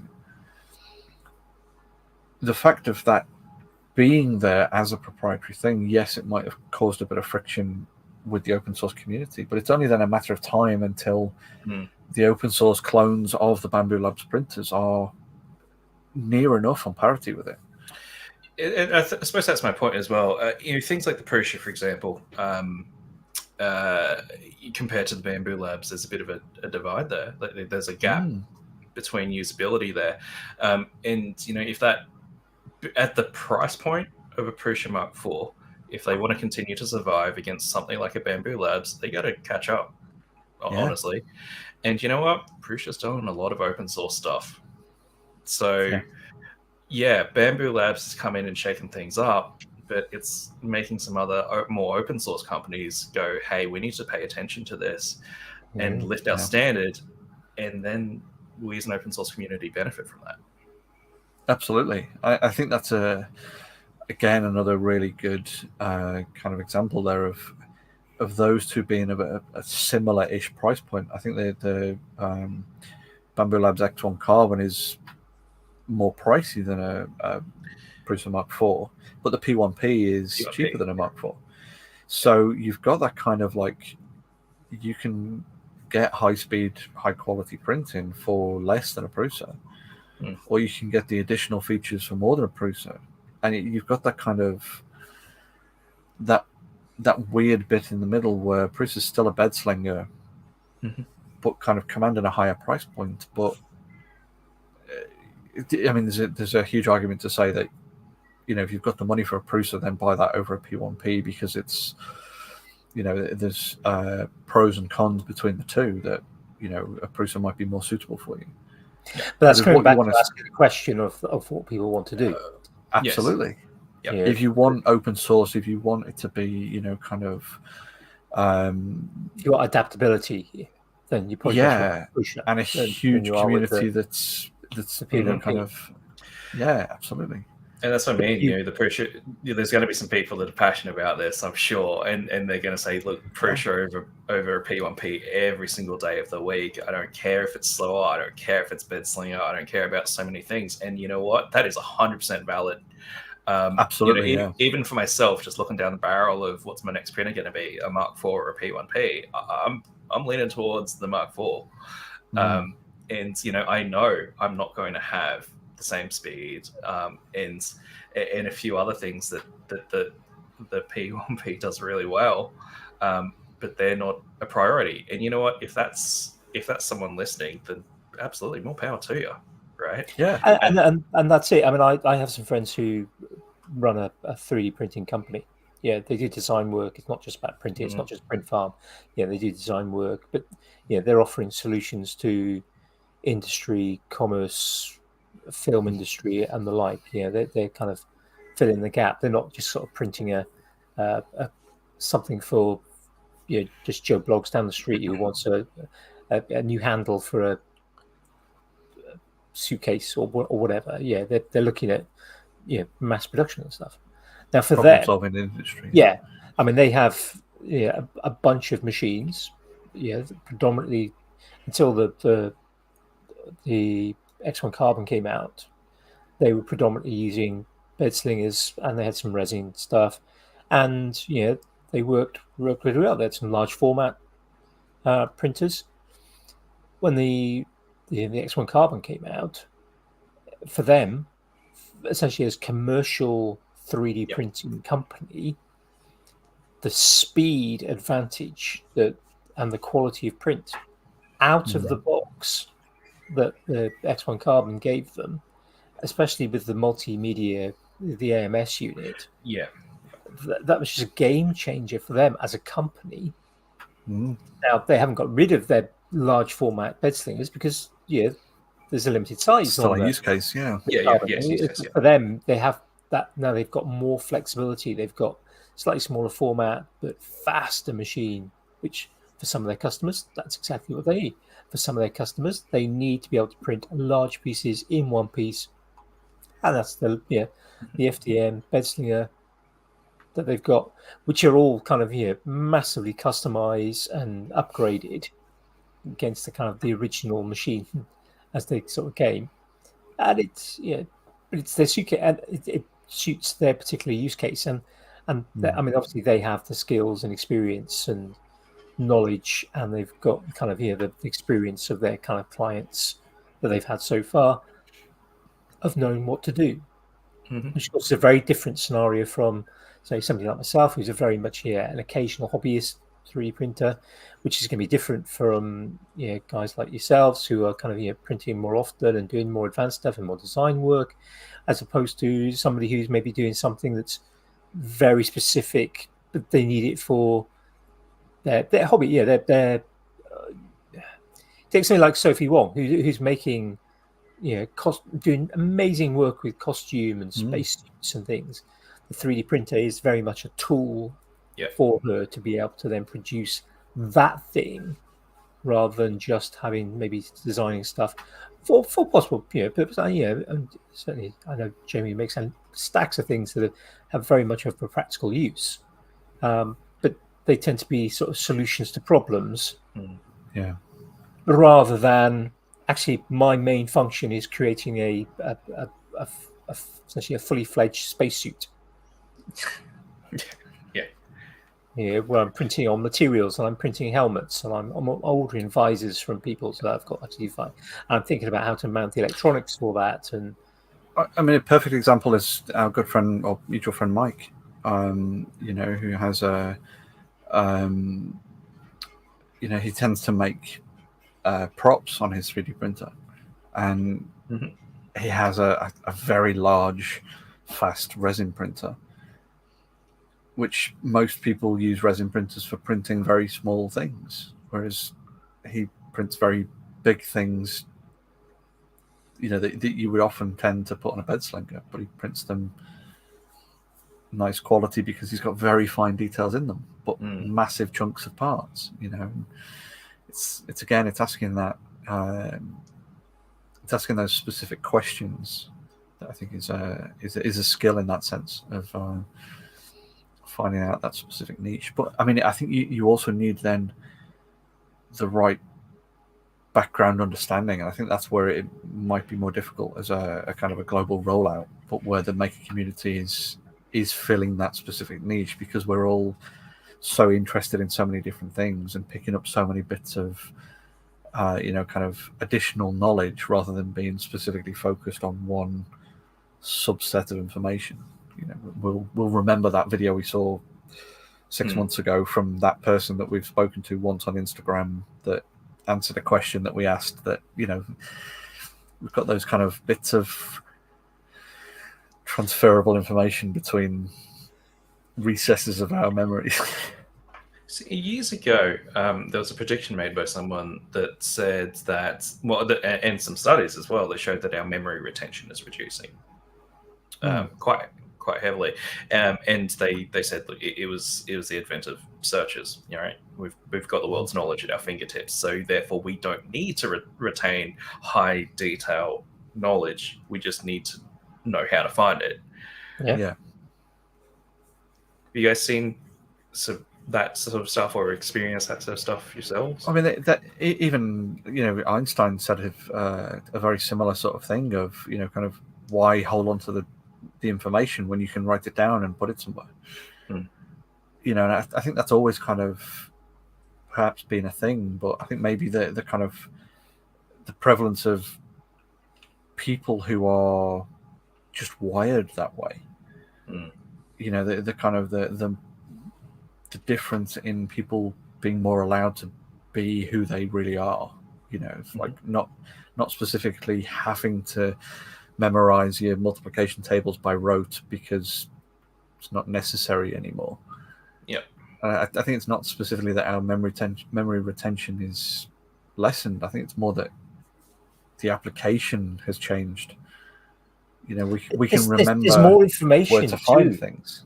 Yeah, there's massively more information. I mean, I can't remember the figures now, but I can remember reading an article quite a few years ago that basically talked about the average person now. It may have been talking about something like a Sunday paper. You get a Sunday paper, and it's kind of a number of sections. It's got a culture section and a news section and recipes and puzzles and all those sort of different sections. And there was that kind of, I think it's dying back to a certain extent as people go more digital with sort of things like newspaper subscriptions. And the average cost of a newspaper now has got significantly higher, and not just because of inflation, just because of actually most people go the digital route. So it's becoming more niche. That there's less demand, and that's pushing the price up. But it was something like the average Sunday paper for one Sunday had more information in it than the average person in 120 years ago, 150 years ago would have received in their entire lifetime. It's just we're in the information age, and we have been for quite a bit of time. And we haven't adapted things like the education system to match up with this. I mean, yes, there are certain jobs where you've got to have good recall. You've got to have the ability to sort of I don't want a doctor that's having to look up every single thing. But I don't mind if a mechanic has to look up how to. I wouldn't expect them to have to do it every single time, because obviously there's a limited number of cars and there's a limited number of differences between cars.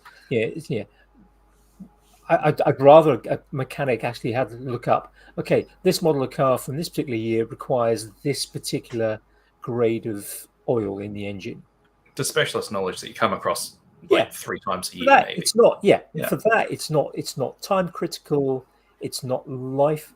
Obviously it's important for the health of my car, but it's not something that is time critical or life-threatening to a human being. Now, I want a doctor to have a level of understanding of anatomy. I don't want them kind of, I'm pretty sure there's something there underneath the rib cage. Let me just look it up. Oh, yeah, liver. What was that? What was that word you said? Foot? I never heard of that. You want them to have a good understanding of things like anatomy and physiology, and they have to know that. You can't get around that. You can't be looking sort of those things up. If you're a surgeon, I guess you develop skills and things, especially if you're specialised. I mean, it's specialisms and niches. You have to have a core level of knowledge. But for many, many jobs now, it's I mean, the skill is in finding the information. Isn't it? It's finding information. It's like I've conversations with my tutor. The classic one is mathematics. You get the students sort of saying, "Why do I need to know trigonometry? I'm never going to use trigonometry, or basic calculus. I'm never going to use basic calculus. I'm never going to differentiate a curve to find the maxima or minima." Now some people will. There's always that kind of sort of argument of, well, you might not, but there are people in this class who will go on to use that and will need that. They're going to be the people who are going to be the engineers and the mathematicians.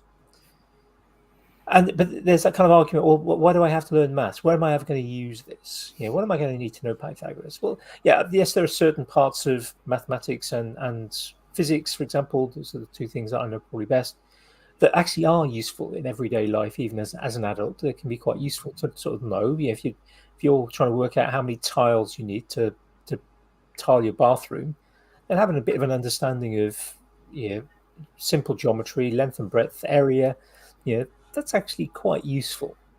It's the usual sort of story, isn't it? Of like, I'm never going to use algebra. As they're holding a receipt from the shop that they've just been in, where they bought 6 items at $1.99 a piece. Yeah. Well, that is algebra. You're just looking at the letter X and going, "No, I don't want to learn anymore." Yeah. Instead of X, think eggs. Yeah.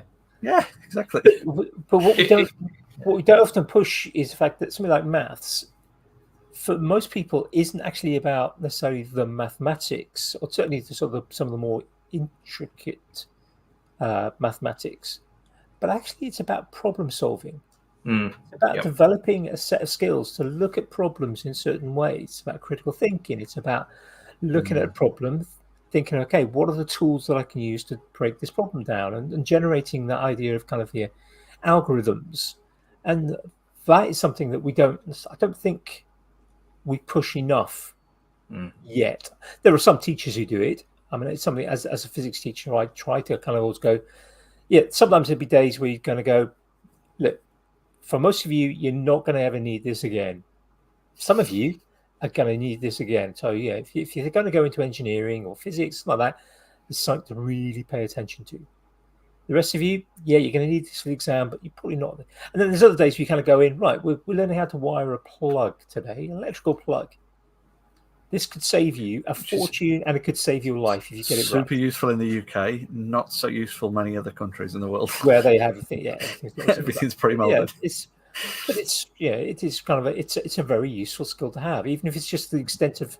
I used to sometimes say to students, look, at the moment you either need significantly more practice, or you need to remember to get somebody else to do your plugs for you, because at the moment, not safe. But you're quite right about the critical thinking. Spot on. How do we solve problems? The other side of that, of course, is having enough knowledge and exposure to a concept to know what questions to ask. Yeah. Because there's no possible way. The conversation comes up with mathematics, right? So I don't need to know my times tables, but you need to know that they exist and how to enter that into your calculator. So you do need some level of exposure and understanding of that as a baseline, and then sort of extrapolate that out to more complex topics as well. Yeah, and there was a tweet from someone.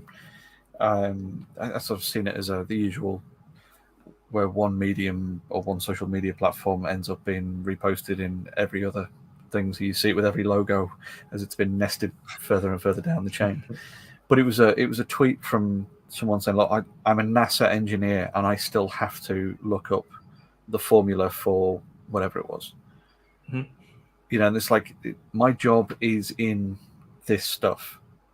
It's okay to not know every single little intricacy of everything that you do for your job.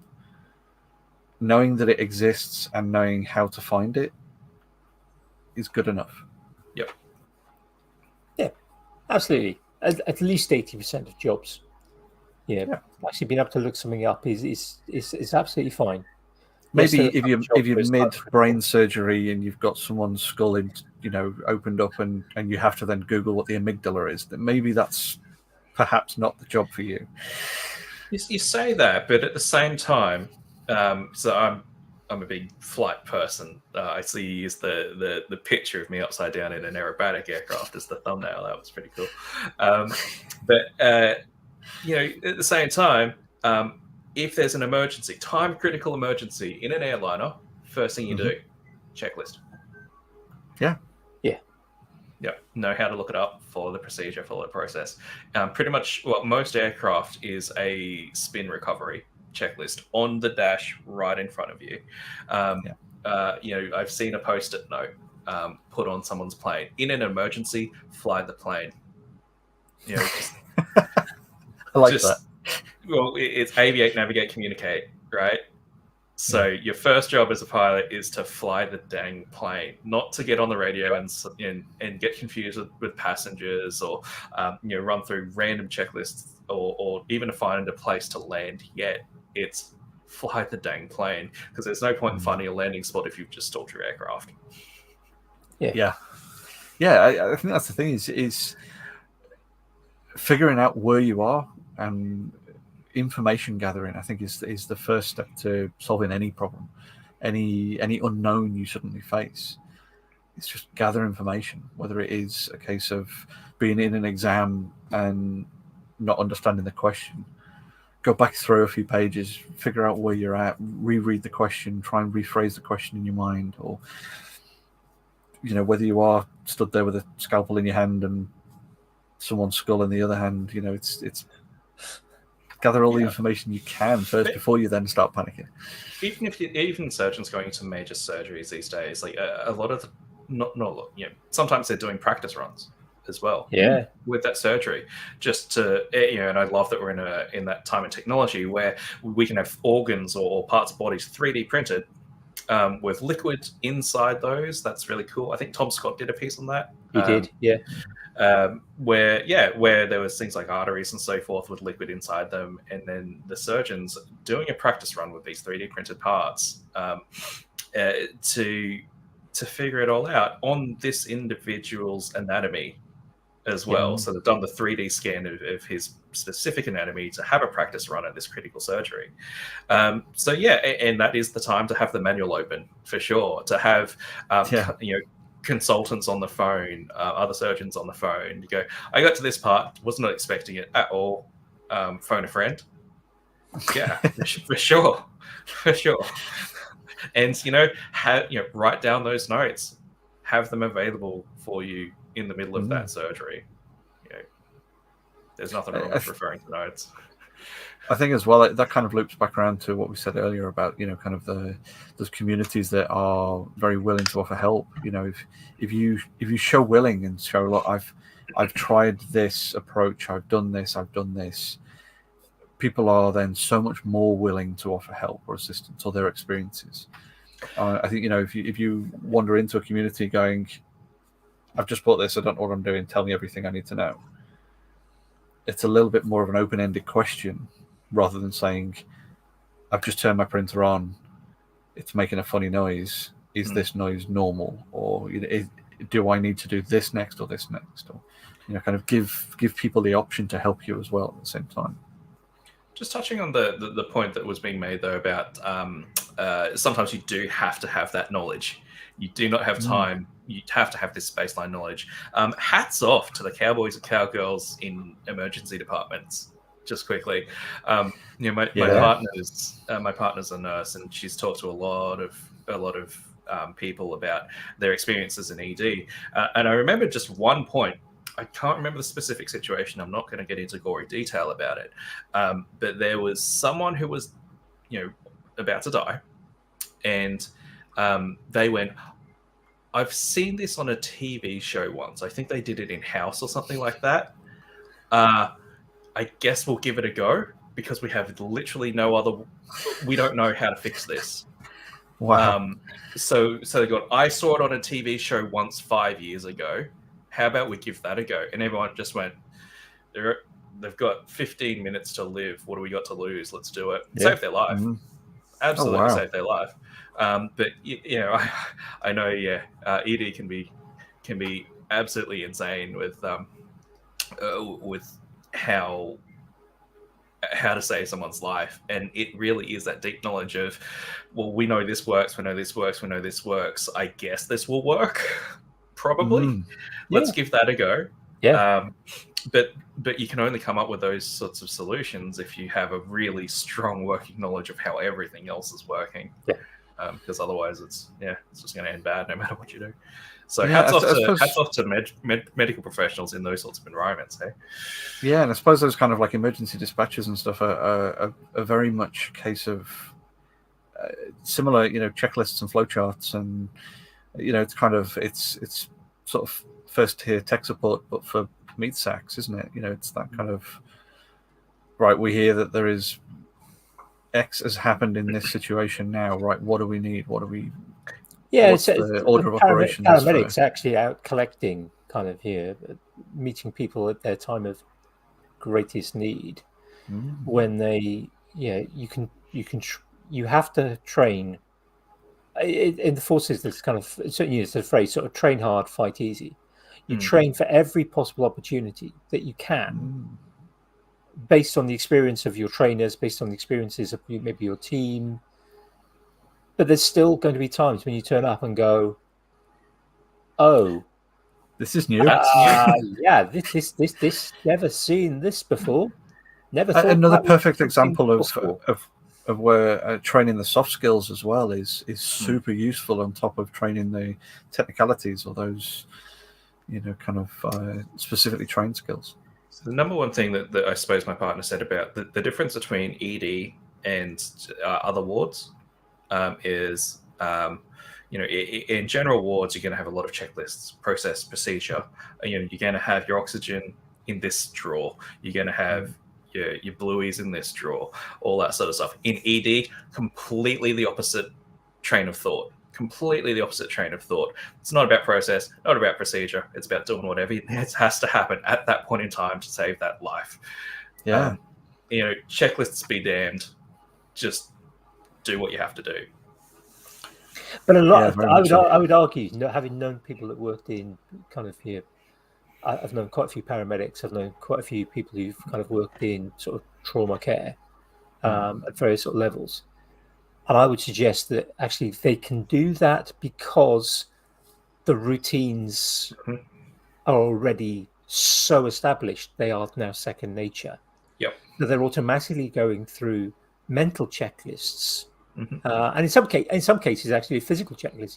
But when you have a full, certainly in the UK, when there's a full blown kind of crash cart. So when somebody kind of goes into, say, for example, cardiac arrest, even in the kind of the accident emergency, as we call it over here, the cart gets, unless they're already in one of the kind of sort of resuscitation suites, a cart gets broken in, and they're literally, I mean, they've already got checklists to establish in their heads, but there's they'll have a team of, say, like 10 people working on one person, if they've got, assuming there's not already a crazy amount of other people, and there will be somebody literally kind of with a checklist and noting down like the times of when such a drug was administered and how if they've had defibrillator, what charges and how many, and they're going through routine and kind of establishing that so that they've got that, but they're so practiced that when that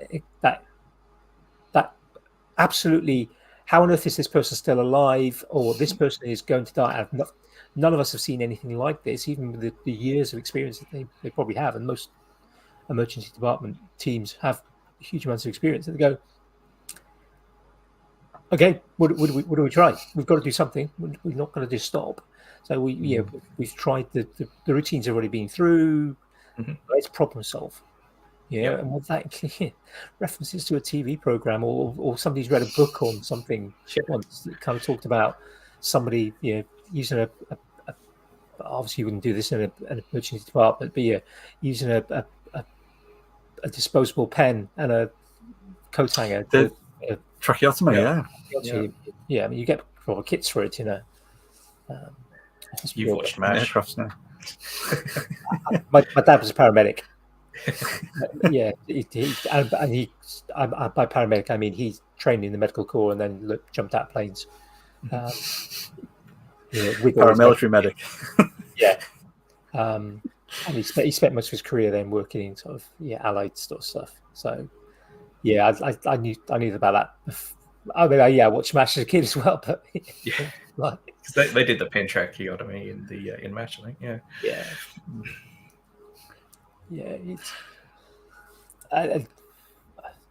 It'll certainly catch your attention. It's certainly if you had it done to you, I actually probably wouldn't until later, because if you're having one of those done to you, you're probably having a bad day. You're having a really bad day. It's when you sort of go, oh, was it a blue one or a black one? So, Red. Oh shit, they were an engineer. Teacher. Or a school teacher, yeah. You go. Oh yeah, I was going to say that had a little bit of training once on how to do it, but I'm not sure if again that's quite a long time ago. Not sure if I could. Actually, if it would. It's got here's the thing, right? Isn't it? You know the concept exists. You know the rough outline, and if you're in an emergency situation, no other options, and send it. You know roughly where to. You know roughly where to do it. You got to find this little dip. You got to find the little dip and then go in there. But you can't. It's just below the Adam's apple. But yeah, I mean, again, there's got to be a YouTube video for it. You can just fire that up. Finding the information. Sure, there is actually. Yeah, I'll just Google it. Just a second. Yeah, someone got a better signal. I mean, the thing is, we know damn well there'll be a YouTube video for it, and then there'll be a YouTube video telling you which are the best pens to use, which of the EDC carry knives are the better ones to use to administer it, depending on which pen that you're going to use.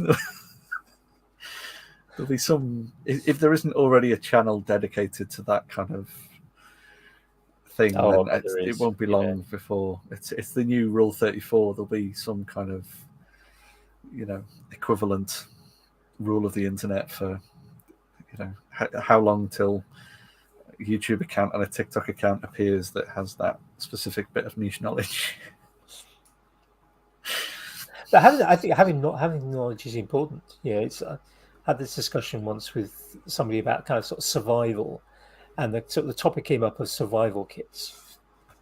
And you can spend a lot of money on survival kits, and there are plenty of people who want to sell these sort of survival kits for kind of being out in the wild and whatever. And this person had a very high level of qualification in sort of survival instruction. And you can buy the fancy Rambo knife with the handle full of fishing line stuff and whatever. And the compass on the top. What would you do when you lose it? Or if somebody takes it off, it's like, can you still? Yeah. Oh yeah, wire saws, they're great. Can you make one? Yeah. How would you improvise it if you didn't actually have one? Again, if you've lost it, it's broken. How do you replace it?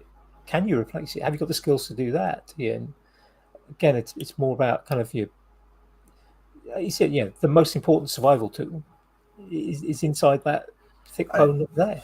I mean, it's a sliding scale, isn't it? As well, if you think, if you've got survival when you are, kind of pushed out of a moving vehicle in an environment you've never been to before, and you've got your hands tied behind your back and nothing else. Or survival of like, I'm going to another country I've never been to before, so my survival tools are a fully equipped hotel room and a car. It could be a rough guide too. Yeah, and a car from the airport to the hotel room, and then a car from the hotel room to the place I'm going to. That's two very extreme ends of survival as a place, or as a thing when you go to a new place. So yeah, you could spend a lot of money on a nice fancy survival kit. Or just not go to that place where you need a big fancy survival kit. Take a person who knows. Yeah, that's one way. Yeah. Should we do the attention grabbers? You've already hinted towards that, Jamie. Yeah. So we'll get that point to the sort of the conversation. We talk about things that have been grabbing our attention, whether that's things we've been watching, reading, doing, something we've in the past, or whether it's something in the future. So.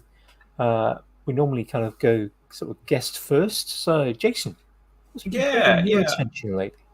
Well, I think Zach Friedman's about to drop another video on Void Star Lab on his YouTube, so give a shout out to him. If you don't know him, he is the guy that sort of made the Gridfinity system and sort of made that sort of more popular. If you go to Thangs, there's an entire section just for Gridfinity there as well. Which is pretty cool. There's a lot of action in the Gridfinity section of the Discord as well. But he's also gone ahead and made Hextraction, an open source hexagonal game. Yeah, cool. Yeah, that looks really interesting. That it is. Yeah, it's cool. It's a lot of fun. I printed out some myself. So, yeah, and it's an open source game as well. So all of the tiles anyone can make or make rules for as well. So if you don't have much some design knowledge, you could get just a standard straight tile and make some rules for it. So if a ball rolls across the tile, what rules are going to trigger? So you can get involved that way as well. Yeah, fun. If you've got nothing to print, Extraction's a great one to print because it'll take a couple of rolls of filament. It'll keep going. But yeah, lots of stuff, lots of really cool makes on the people are doing. It's a lot of creativity there. It's really cool to see. So a bit of shout out, for Zach and his YouTube channel. I mean, that's sort of the genesis for me, right? Just cruising around on the internet, found his channel. He did an interview with Billy Rubin, which is how I found Billy's Discord channel and how I met you as well. So that's so the pathway there. It's interesting, isn't it, how the sort of paths into kind of different communities happen. A lot of people get into kind of sort of the maker community if they're kind of maybe wood or metal through people like Jimmy DeResta, for example, or Bob Claggett, the kind of the big YouTubers. But then obviously, different people have slightly different interests. But how, if we take, for example, all three of us are in sort of Billy's Discord server, and we and Void stuff. We've all arrived there in slightly different directions. Yeah, and it's interesting, kind of how those have come about, and then how you become friends with people and find the sort of similarities. And I think it's through Billy's interview with Ali that I got to know Ali. Yes, because it's like I'd never come across Ali before that. It's just like, and of course they're also a fellow mod on Billy's Discord. Yes. Yeah, and at some point we might have hopefully we'll have a mod group. Mod squad chat on Waffle, and hopefully we can get Billy along as well if possible. And obviously it's difficult with you guys being in your different time zone. Hello from the future. The other side of the planet. I mean, you are. It's Monday morning for you guys. It is. We're almost at Monday morning here in the UK, but the sun's properly up now. It's almost 9 a.m. on a Monday morning.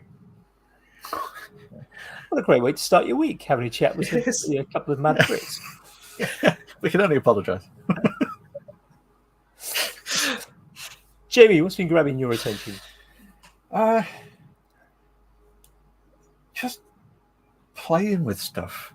I had a bit of a busy day yesterday. I went back up to the motherland, the pilgrimage home to spend the day with my mum, which is a lovely, long overdue kind of visit. But then today I've just been kind of playing and pottering and doing bits of stuff, catching up with the Magic Geekdom and their kind of travels through the UK and kind of bits of stuff like that. They're a lovely American couple who they're just full-time travelers now. They kind of work from wherever they are, so they just go and explore different places. And they're currently kind of doing a bit of a tour of the UK and kind of different cities that they go to, and kind of they've their sort of journey over the last few years has been, kind of doing the odd occasional UK food taste test when people send stuff across and things like that. And then they kind of finally visited the UK and fell in love with the place. And then they're doing an extended visit now, seeing more of it and trying to live the life a little bit more and things. So, kind of catching up with them while playing with Raspberry Pis and servers and pottering about with all the bits I've been neglecting, basically. It's been me. How about you, Andy? Sounds good. What's been grabbing your attention? Well, as mentioned earlier, the public exam marking has started. So it started last week, and it's always a bit of a slow start because you have to. There's a lot of quality assurance processes in place for kind of sort of marking. So you have to do some preliminary marking and sort of look at the mark scheme and sort of see if there's anything you think is not right about the mark schemes. And you get to see some responses from students in that. Of course, all done electronically nowadays. Once that is done, you have to wait until the kind of mark scheme's been finalised by the principal examiner and their team. Then you have to do some practice. They run up some practice ones if you look at where there's sort of feedback. You mark them, but then there's feedback. So you can and you make additional sort of little notes, and they always pick kind of awkward little ones. There's some straightforward ones, but they always sort of pick some awkward little ones as well. Then you have to do a qualification round. So you get 10 of each question that you're marking, and you've got to get at least 8 of them exactly the same as the sort of marker, the principal examiner rather. So and it doesn't matter if you do drop a couple. It's the way the marking works now. They would have already been marked anyway, so your score wouldn't make any difference to those ones. But it's about getting you matching, following the same. Yeah, you're getting consistency. And even then, if there are, so for example, I can't remember the figures now. Actually, there are obviously tens of thousands of students do this particular exam board that I'm working for. So let's just pick an easy number. Let's say there were 10,000 students. There's significantly more than that.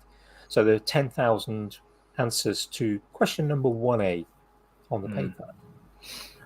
That won't be marked 10,000 times. That will be marked 12,000.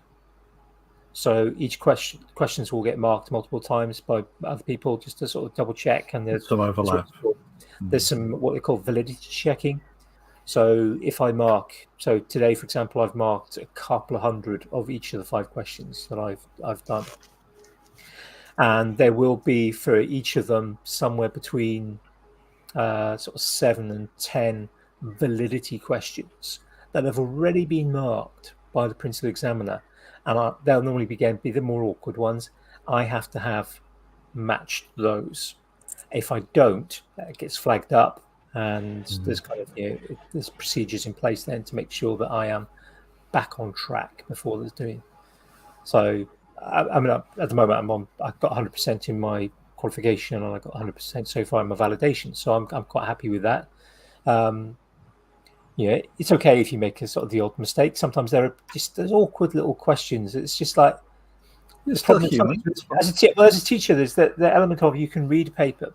I've marked tens of thousands of questions over the years, and you can sometimes read into a question. You can I know what you're trying to say, and sometimes it's difficult to kind of go, but you haven't actually used exactly the right words, so you cannot unfortunately have the mark. Yeah, and sometimes it's really quite tricky to kind of establish that. So it depends, and it depends partially on how well the mark schemes have been written.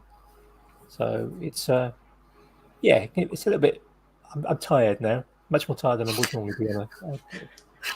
It's a hot day. That's bad enough. But then I had kind of many hours of marking. So that's going to be my next 5 weeks. I've got 2 different lots of marking. One's got to be finished by the end of 1st of July. And then I've got another 2 weeks to do the other one. So it's going to be my busy time for the thing. But I spent most of the time, I was still waiting because at every stage you have to do. So once you've done your qualification marking, I had to wait after the qualification marking before I could start. I then had to do, once I got given the go ahead, then I have the next stage, which is what I did today, was I had to mark between 10 and 15% overall for each question.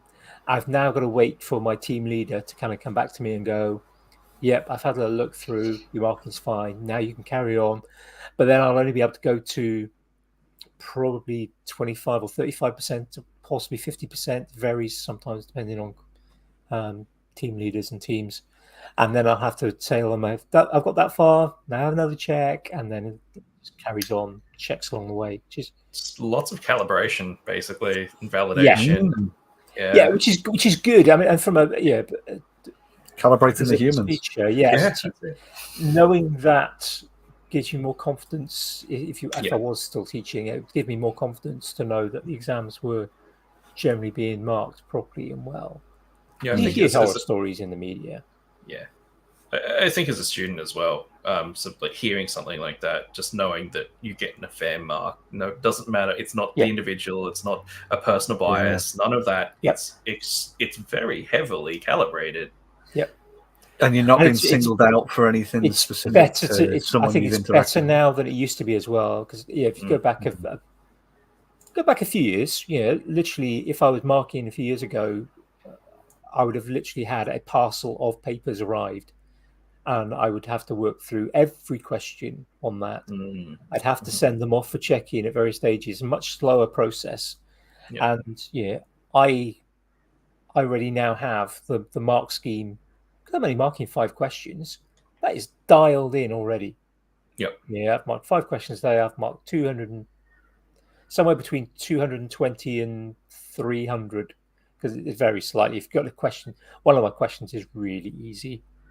Yeah, it's worth 1 mark, and it's a number they've got to get. And if they don't get that number, they don't get it right. It's not difficult to mark.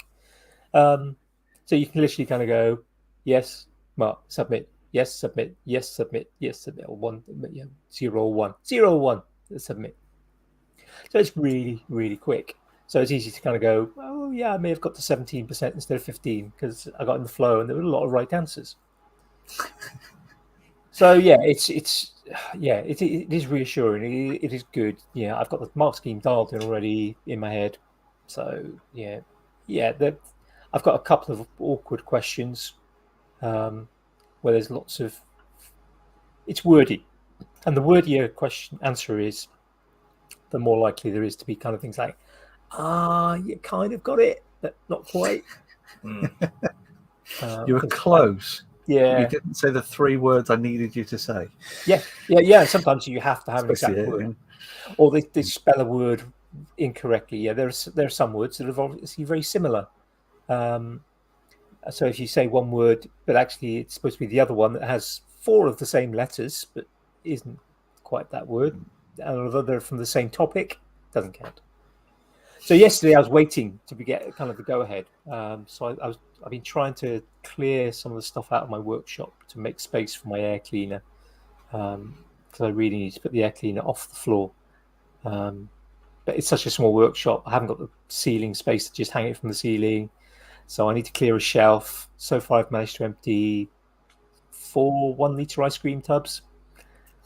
On the subject of air cleaners, I'm slightly frustrated. I have to say, just as a little personal rant, I'm slightly frustrated at the struggle that we have over here as Brits in seeing so much media coming from the US of how to make a super cheap air filter with 600 by 600 box fan filters and duct tape and a box fan that you can get from the store down the shop down the road. Yeah. We can't get any of that stuff over here. It's really frustrating because it seems not easily. I mean, you can actually get the filters. Yeah, you can certainly get sort of but not like 500 by 300 filters. Because I've got for extractor fans over your getting the one, getting like the big box, getting the big box, You can't just like go down to the shop and there's like a shelf with 15 different variants of the same thing, all for a tenner a piece. It's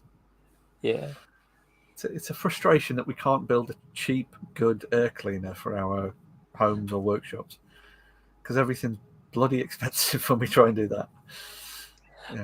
I saw earlier somebody talking about their workshop and sort of how little space they had, and it's just like, my workshop's about the size of your bench. Your table saw and outfeed table would not fit in my workshop. The struggle is real. Real life problems. So yeah, trying to do that. I'm trying to de-junk. It's a slow process because, as I've talked about before, right, there is that kind of, but that could be useful. You're not a hoarder. Not a hoarder. How many kind of Euro fitting kitchen hinges do I need to keep? The cheap it waits when you need them, Andy. Always one more than you do. But that's it, isn't it? Yeah. But when you've got like 20 of them, do you actually need 20 of them? Well, I mean, so some of them are. I've got rid of some, but I have kept maybe 4. Yeah. Yeah, but you're going to need 5. Yeah, and you'll always, or you'll have 4, or you'll have 5, but only 4 of one type. But you need 5. I might actually have 5, but 4 of them of one type and the same make, and one of them's. So 4 of them are kind of only go 90. Get the 4 one go 90. Throw it as far as you can.